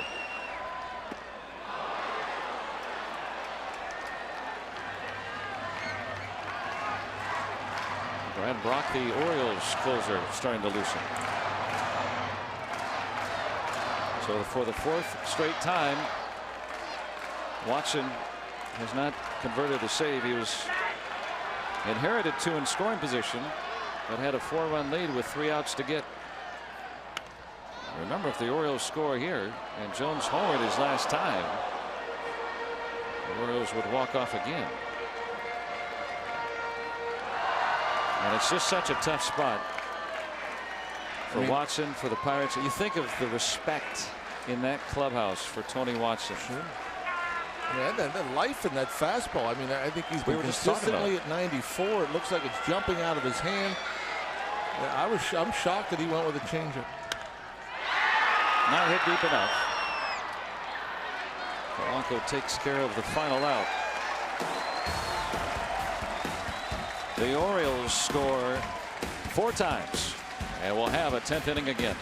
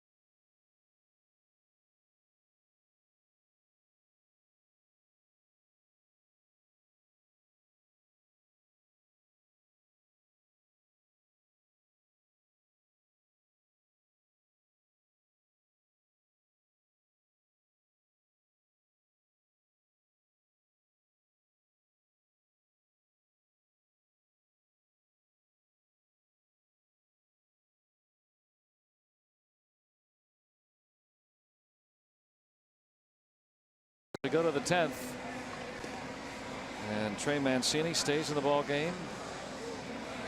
Play out in left field, and Joey Rickard, he's out in right. Mancini with the 2-run home run off Watson to tie it. Strike away from victory. And Brad Brock now will take over for Baltimore. closer with Zach Britton out, 1-1 with a 3.12 ERA. 20 innings is games, and one more strikeout than innings pitched. So for the second straight night, we have extra innings here, and Tony Watson as well respected, as good of a pitcher as he's been, an all-star, as one of the very best lefty relievers in the game, and most used because of that success. The fact is, he's blown 4 saves in a row, and in some improbable fashions here in the last couple of weeks. And Clint Hurdle standing by him today, but I don't know what tomorrow will bring. It's very tough because, again, that respect for Watson is very deep. And like you're talking about, Rock, I mean, we're seeing some big time swing and miss stuff.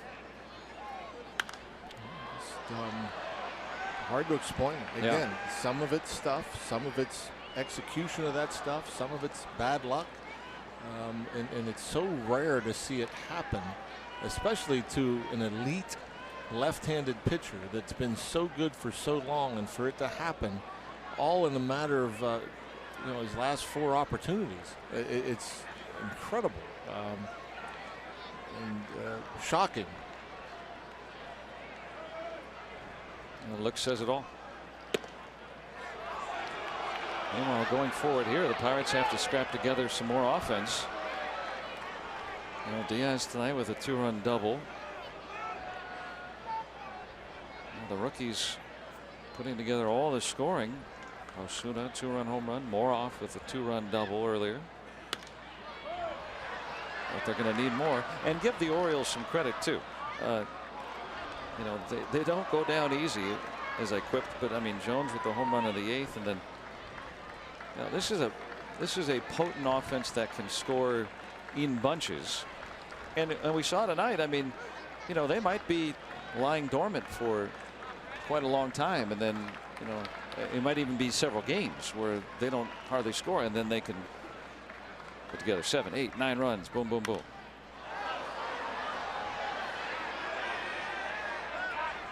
That will get back.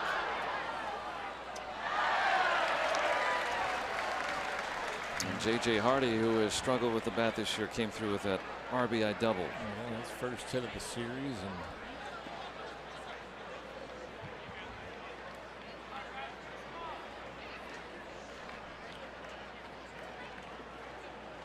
pretty amazing. Yeah, but good bats put together, like you said.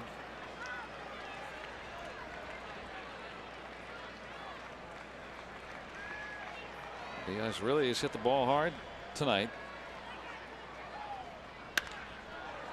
Pick up. That one twisting. Yeah.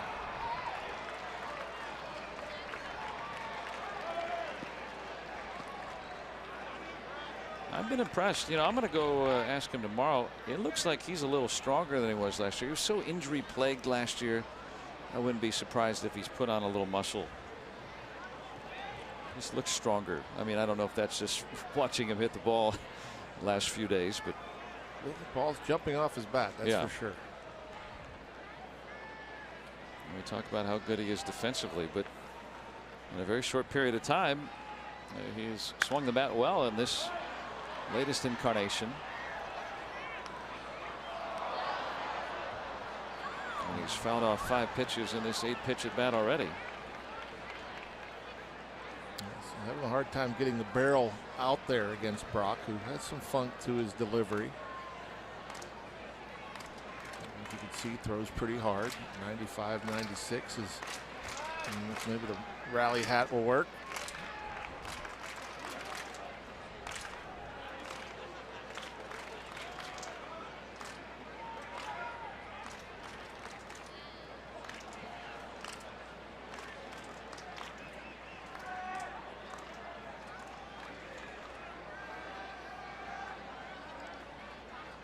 Number 9.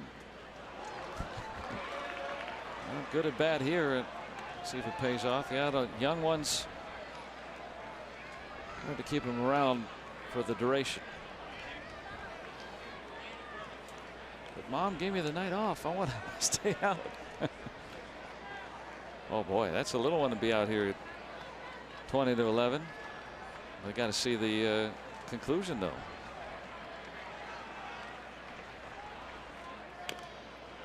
Well, ended up finally coming with the breaking ball and wasted again by Diaz.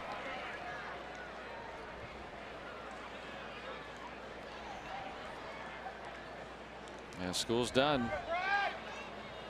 Kids love it. I mean, they probably wish for extra innings every night. Nothing like coming to the ballpark. Well, there's pitch 11 spoiled. Well, if you like extra innings, try Pirate baseball. Pirates have played more extra inning games than any other team. Pirates are 5-5 in extra innings. The Orioles are 8-1. They played the second most extra inning games.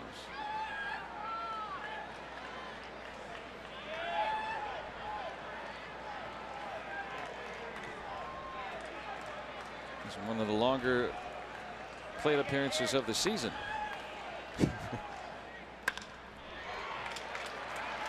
And on the 12th pitch, there was an out. And almost a gift from the normally steady J.J. Hardy, but nice pick over there by Davis.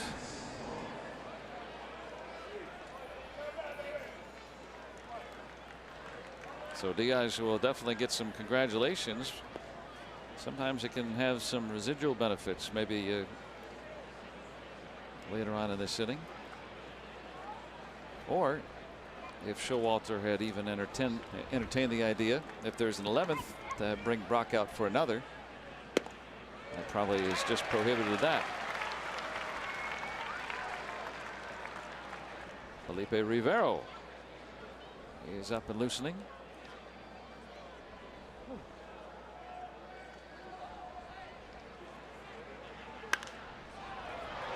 Very high in the sky.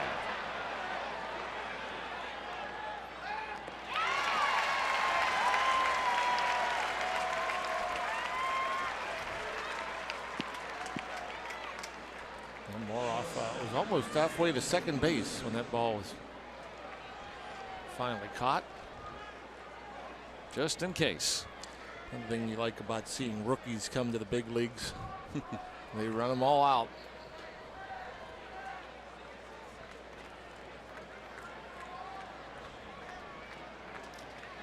So now Mercer, 1 hit and 5 tries.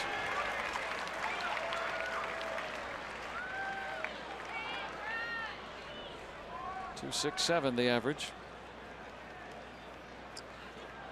Last 15 games hitting over 400.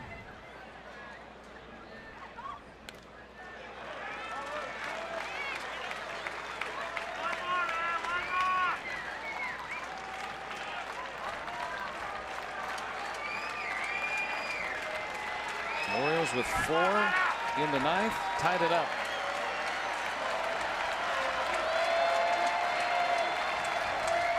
Trumbo due up third in the last half. It'd be Tejada, Davis, and Trumbo, with Machado leaving the game after 3 innings. So Ruben Tejada there to lead it off.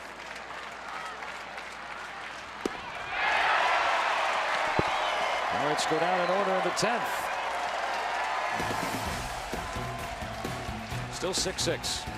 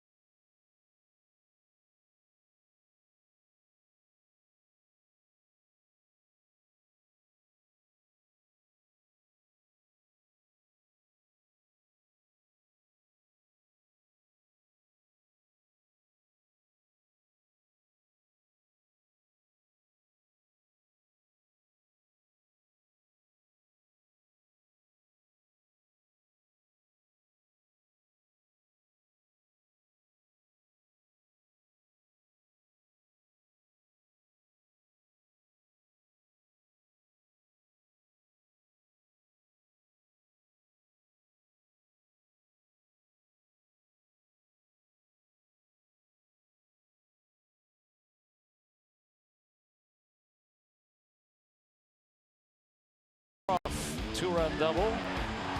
Elias Diaz coming through with one of his own. Pirates had a 4-1 advantage early, and Jose Osuna off Edwin Jackson. Two-run home run. Pirates had a 6-1 lead. It was 6-2 going into the ninth, and Tony Watson inheriting two runners in scoring position with nobody out. A sac fly looked harmless enough, and then that little poke. An RBI double, but then a big poke by Trey Mancini. His first home run since May 8th. Two-run opposite field home run that tied the game. The Pirates were a strike away from winning. Tony Watson failing to convert a save for the fourth consecutive time. Second in as many nights. And so we're back in the 10th again. And this time up to Felipe Rivero. And look at those numbers. 2-1, a .6 ERA. 30 innings, 32 punch outs. Opponents can't hit him. Ruben Tejada, Chris Davis, Mark Trumbo. Orioles score, they win. If not, we go to the 11th.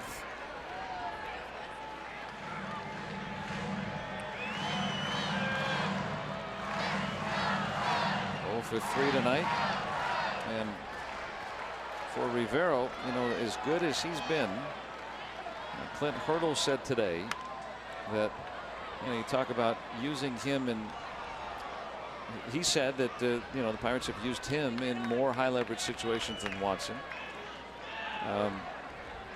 and a la, you know, Andrew Miller of Cleveland, and you don't know what you're going to get with a guy who hasn't pitched regularly in the closer's role, but he's been unbelievably unhittable. Whereas Watson has been ineffective over the last 2 weeks. I can see the argument here, and so can Clint Hurdle. He acknowledged that today. You'll never know if a closer can close unless he closes. Right. So, I mean, that's the thing. There would be no closers. But this is nasty right here. That is a nasty curveball. But I understand, and Clint Hurdle also said you don't know if you get to the closer without Rivero being in that role, and so that's where I understand why Rivero's in that role. Last night he went 1 1/3 and got it to the 9th. I mean, he's very valuable in his role. But as far as the whole closer thing, well, we wouldn't have any closers if we didn't find out if he can close. Absolutely, and so I think, you know, Clint Hurdle didn't say Tony Watson's my closer from here to eternity no matter what. He said he's my closer tonight. Well, Rivero will be a closer eventually. Yes. You know, and again, Tony Watson has done incredible work throughout his Pirates career, and he is going through a rough patch, and it's totally understandable and acceptable that he remains in the closer's role. I mean, I have no problem with that. I mean, but I'm sure everybody, Pirate fans, are probably chomping at the bit, and they want to see Rivero in that role, and he will be eventually. And it might be tomorrow. It might be later on this season. It might be next season. I don't know, but that's up to them. But there is a case for both sides, and that's what Clint Hurdle was saying today. But it's tough. It's tough to watch because of the respect that Watson has, but it's also tough to watch because he's absolutely unhittable, and you want him to be there when the game's on the line. It's incredible what he has to offer, the stuff, and how he makes these hitters look. It's incredible. But Tony Watson has made a million big league hitters look awful as well. Mark Trumbo tonight, 3 walks, and that would be like you know, taking him out of that role, Tony Watson, would be like you know, you have a star player. It'd be like benching your star player because he's in a slump. I mean, pitchers have slumps like hitters have slumps. Well, the Pirates did that with Andrew McCutchen. Not permanently. Not permanently. No, right. I mean, you need Tony Watson to be an effective member of the bullpen. And he will be. So. And he will be. There's no question he will be.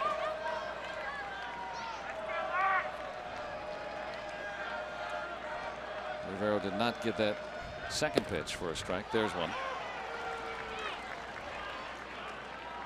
And it's so tantalizing. I mean, you know, not only the velocity, but the 4-pitch mix. The 2 off-speed pitches he uses most. Some of the best in baseball.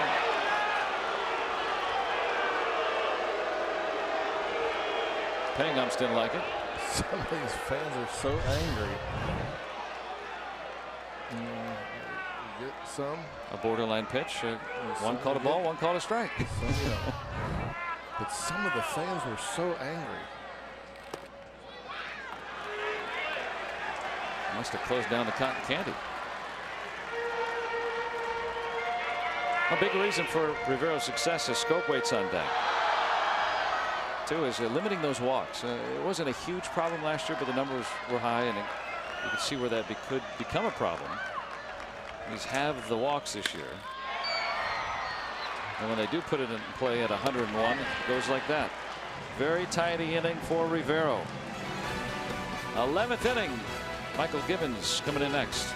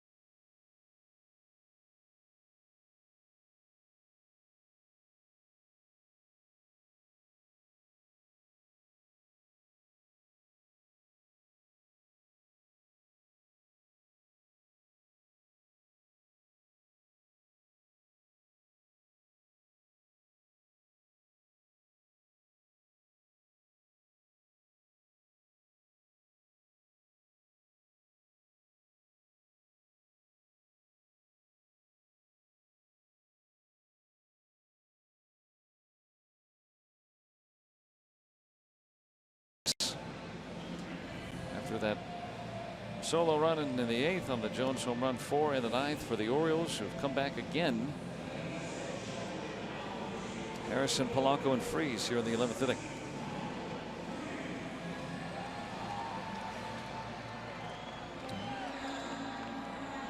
Another good reliever. 5-0 record for Gibbons. 26 appearances, 2.79 ERA. Hard thrower, got 30 punch outs in 29 innings. 4 homers.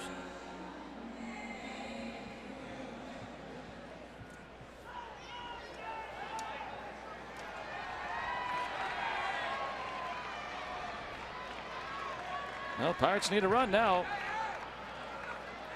They're heading home tonight. Josh Harrison with a base hit way back in the 1st inning. Chad Kuhl went 5, scattered 4 singles. And Hudson and Nicasio scoreless, hitless innings of relief.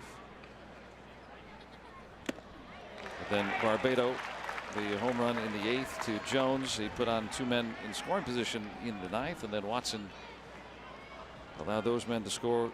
Hardy with a double, and then the 2-run game-tying home run with 2 strikes and 2 outs by Trey Mancini. Yeah, that leadoff walk in the 9th too. I mean, at the time, it's 6-2. You still don't want to walk that leadoff guy, you know, and you never know what would have happened. That one's high in the air to center. And Jones has the first out. He's casual as center fielder, as you'll find. Reminds me a little bit of an Andrew Jones. I was thinking the same thing too. Yeah, I mean, Andrew Jones went after things so effortlessly, and ball sounded loud, but under it. Adam Jones is coasting out there. Even the ball, the home run ball, it looked like it'd be a home run from McCutchen. It It's just so routine. No effort.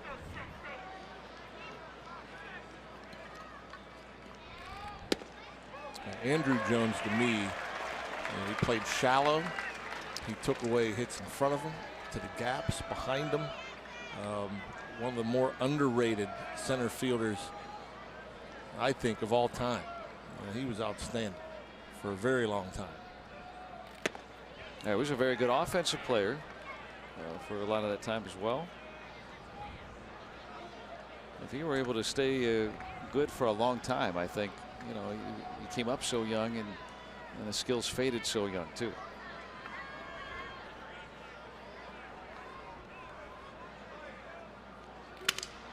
Oh, broken bat. See if that gets down. It will. And the third hit tonight for Gregory Polanco. You know, he's been working hard and trying to find that consistency, and came off the DL and was swinging it, and then went through a little bit of a slump, but looks like he's turned it around very quickly. Nice to see him on base 3 times.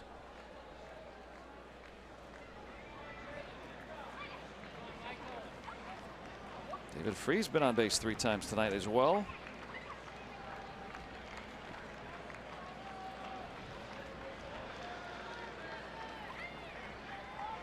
Who will take the lead here in extras? Well, the Orioles playing no doubles defense to try to keep it in front of them.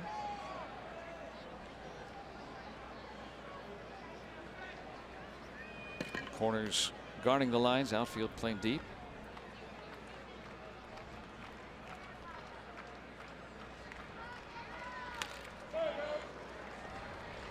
And David Freese has been heating up at the plate last night.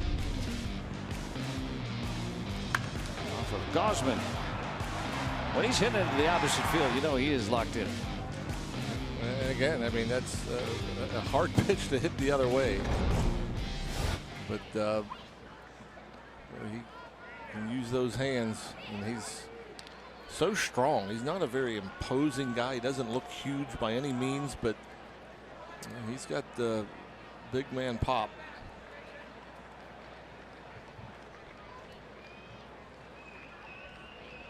Six in the 11th.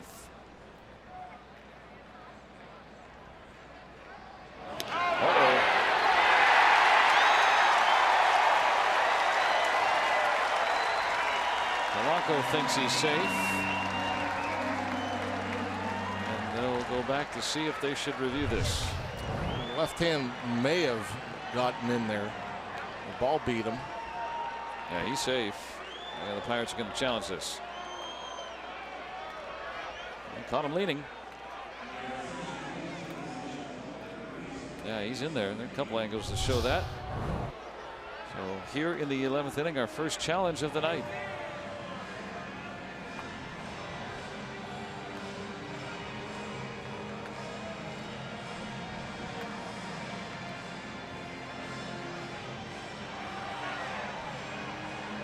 And if the Pirates do get this call overturned, they'll still have the man on with 1 out. We're getting Health Network Supermo. Harder to tell there exactly when Davis has the glove in, but Polanco very smartly keeping that right arm drawn in. Yeah, if he reaches back with the right, probably out. And the call is overturned.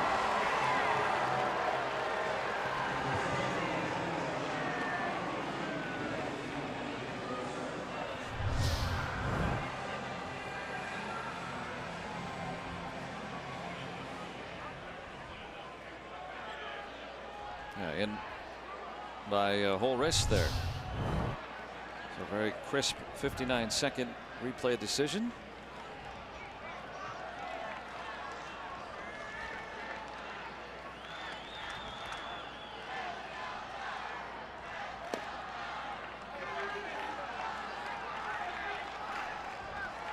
Yeah, a lot of times you get these pitchers with the quick move or the quick feet.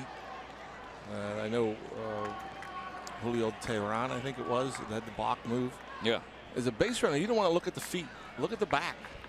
Take your sights up. That way, you know, he's either going to turn his back or not. And stay off the feet.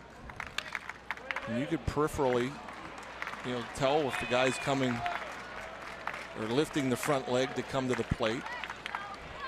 And yeah, you won't get caught in between as much against guys with the quick feet, or maybe they have a slight balk move or what have you.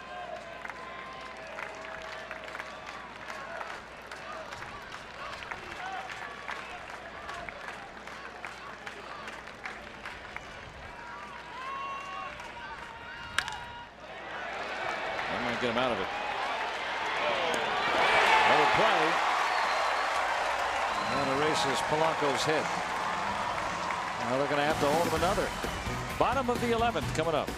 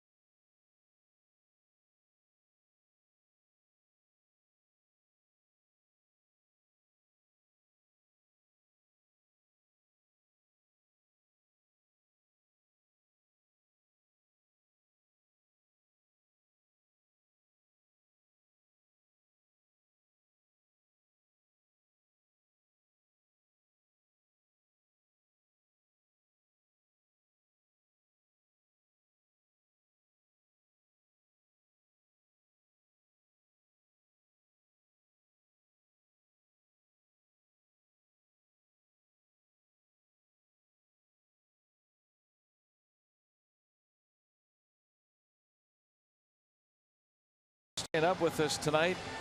Wish we had better news to report. Pirates had a late lead squandered this evening, but a chance to still earn the split and make this a winning road trip. They've got to put a 0 up here, though, as the O's send up Scope, Rickard, and Hardy. Hardy fans still hanging in there tonight, especially that one.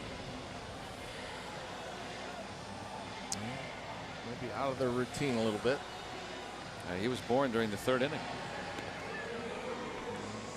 LeBlanc trying to send it to the 12th in his 24th appearance. 28 strikeouts, 34 in the 3rd innings.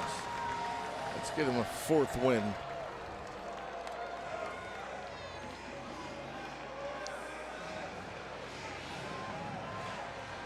So Scope. Single, double, walk tonight. He hit 2 home runs yesterday. Wade LeBlanc right back on that mound after the Orioles collected the game winner against him last night. Only time he's lost as a Pirate. He's pitched very well. ERA in the low 2s as a Pirate. 2.14 to be exact.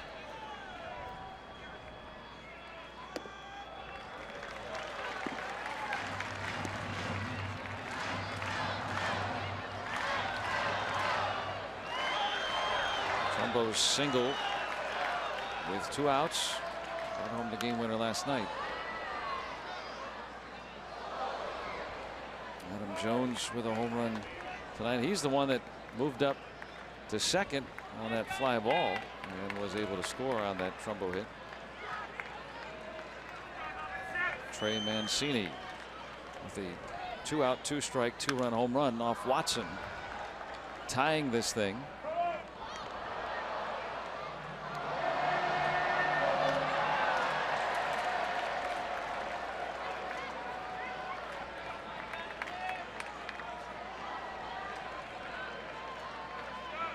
Change-up coming. And a good one. Scope fans to start the 11th. I was talking with Wade LeBlanc today about last night's game too. And you know, as good as he's been with the Pirates, you know, finally a little crack there last night. He wasn't unhappy with the execution. You know, I mean, a little flare, a little single right there by Trumbo. You have to be nearly flawless though in extras, so that's bound to happen sometimes. Kind of nice to have a guy in his 30s in that role out of the bullpen, right? I mean, he can bounce back. I mean, right back on that mound, gave up the game away. As Rickard wraps a base hit. You know, and okay, here's the man on, similar to last night kind of thing. And he's probably a lot more able to just separate the two things than maybe a younger pitcher. I mean, you have to be. I mean, as a reliever, I mean, you can't dwell on the past. We've seen it. You know, relievers have that tough job where you can have one bad outing and your ERA is going to look horrible for the longest time. But you know, whether you're a closer, setup man, long man, whatever, you can't dwell on the past. For that matter, I think player in any sport, you can't worry about what's happened. You can't worry about the past, good or bad. I mean, worry about what's next. Be in the moment.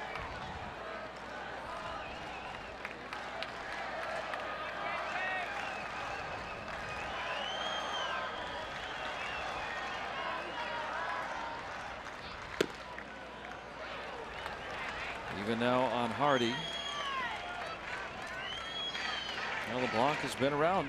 He's had plenty of experience and really has not found any prolonged success until this what, few months with the Pirates. Spent part of September last year.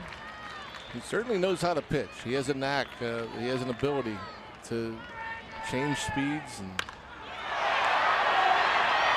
Hardy sends it deep out there, and Frazier last night had his back to the wall on Machado's near home run.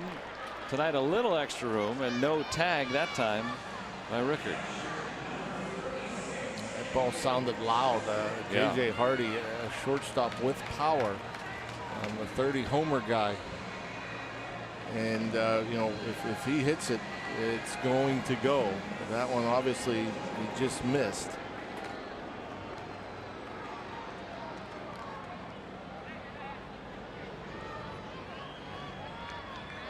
Caleb Joseph 2 out of 4 tonight.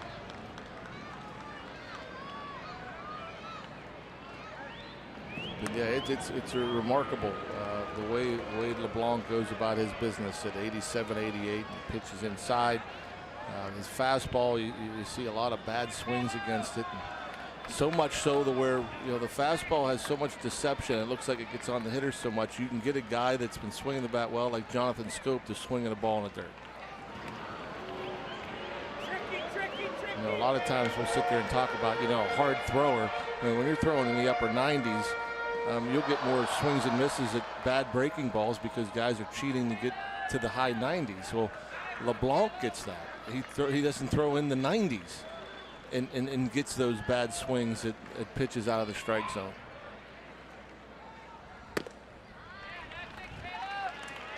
Ball one to Joseph. I mean, is it just a, you know, the benefit of having that difference in velocity? I mean, no, I don't know what it is. Yeah. I honestly don't. I don't know if it's release point. I don't know if it's mechanics. I don't know if it's spin rate. I don't know what it is. I know it's deceptive. Weekly popped out of play.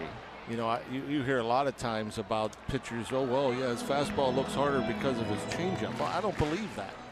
I don't believe a changeup is going to make your fastball look harder unless you're throwing changeups. You know, 5 out of 6 pitches.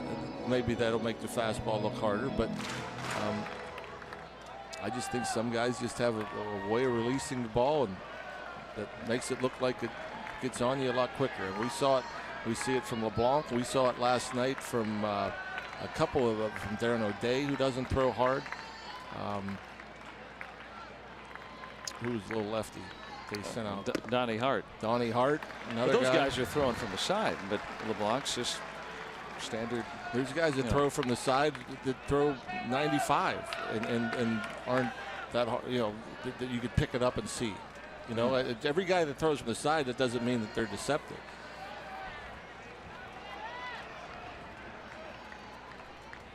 See if he can fool Joseph here. The 2-1. 3-1 now. I want to push that winning run into scoring position. That's the guy who tied this thing.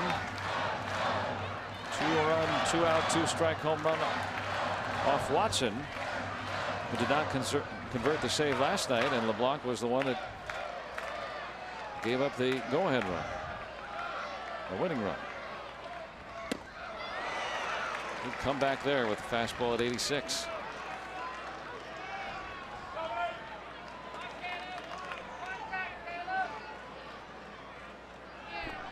LeBlanc drafted 11 years ago. Spent time with the Padres, Marlins, Astros, Angels, Yankees, the Cebu Lions in Japan, Toronto, Seattle, now the Pirates.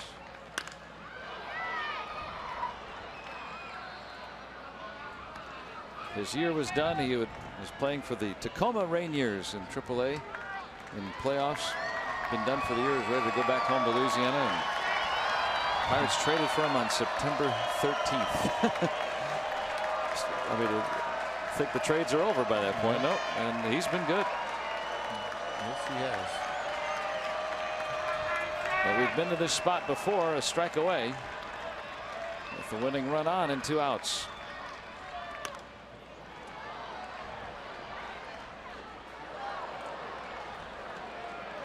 That pitch at 84, not exactly sure if that was the fastball or cutter.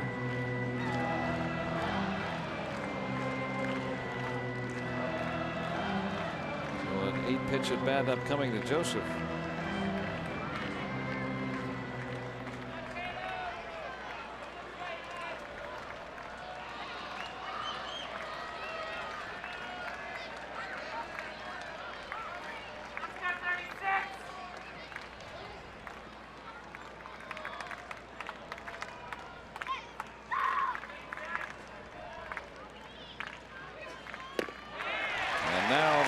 Potential winning run in scoring position. And guess who's coming up? Trey Mancini, who pinch hit. And a strike away from this thing being over. His first home run in about a month. And the rookie tying this thing up. And he'll get a chance to do it again. The conference at the mound upcoming. I didn't see it in the first replay. We saw the Mancini homer tonight. That Diaz is tapping the ground. He wanted that change up in the dirt. And ended up out over the plate.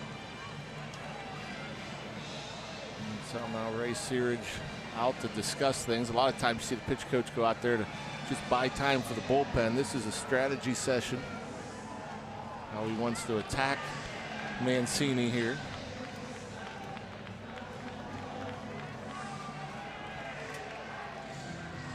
Ray Searage has concluded the chat. And LeBlanc hoping that history does not repeat itself. Outfield has to be able to throw home. On a ball out there. You don't want to be so far in, though, where you can't catch a routine fly.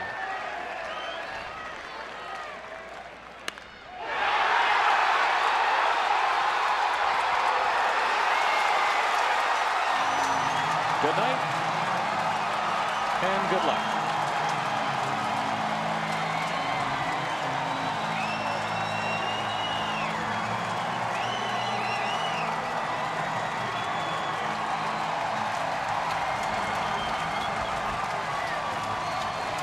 That's one heck of a day for Trey Mancini and one horrific series for the Buccos here in Baltimore.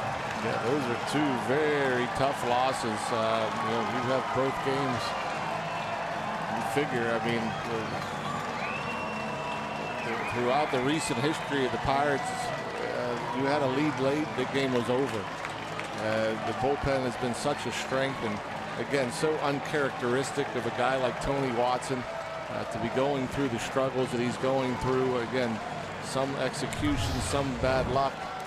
Mancini, first pitch, look how far off the plate that ball is. That ball's 4 or 5 inches off the plate in, and he just pulls those hands in and is able to crush it and keep it fair. A no doubter. And man, how about that? To come off the bench and end up with 2 bombs and 5 RBIs. A game tire and a game winner. 2 days ago, the Pirates are 3.5 games back. They have not been out of last for most of this year, but still hanging around. These 2 games very, very, very tough to swallow. Pirates fall in both games tonight to the Orioles. And it's time now for post game. Let's go out to Paul and T.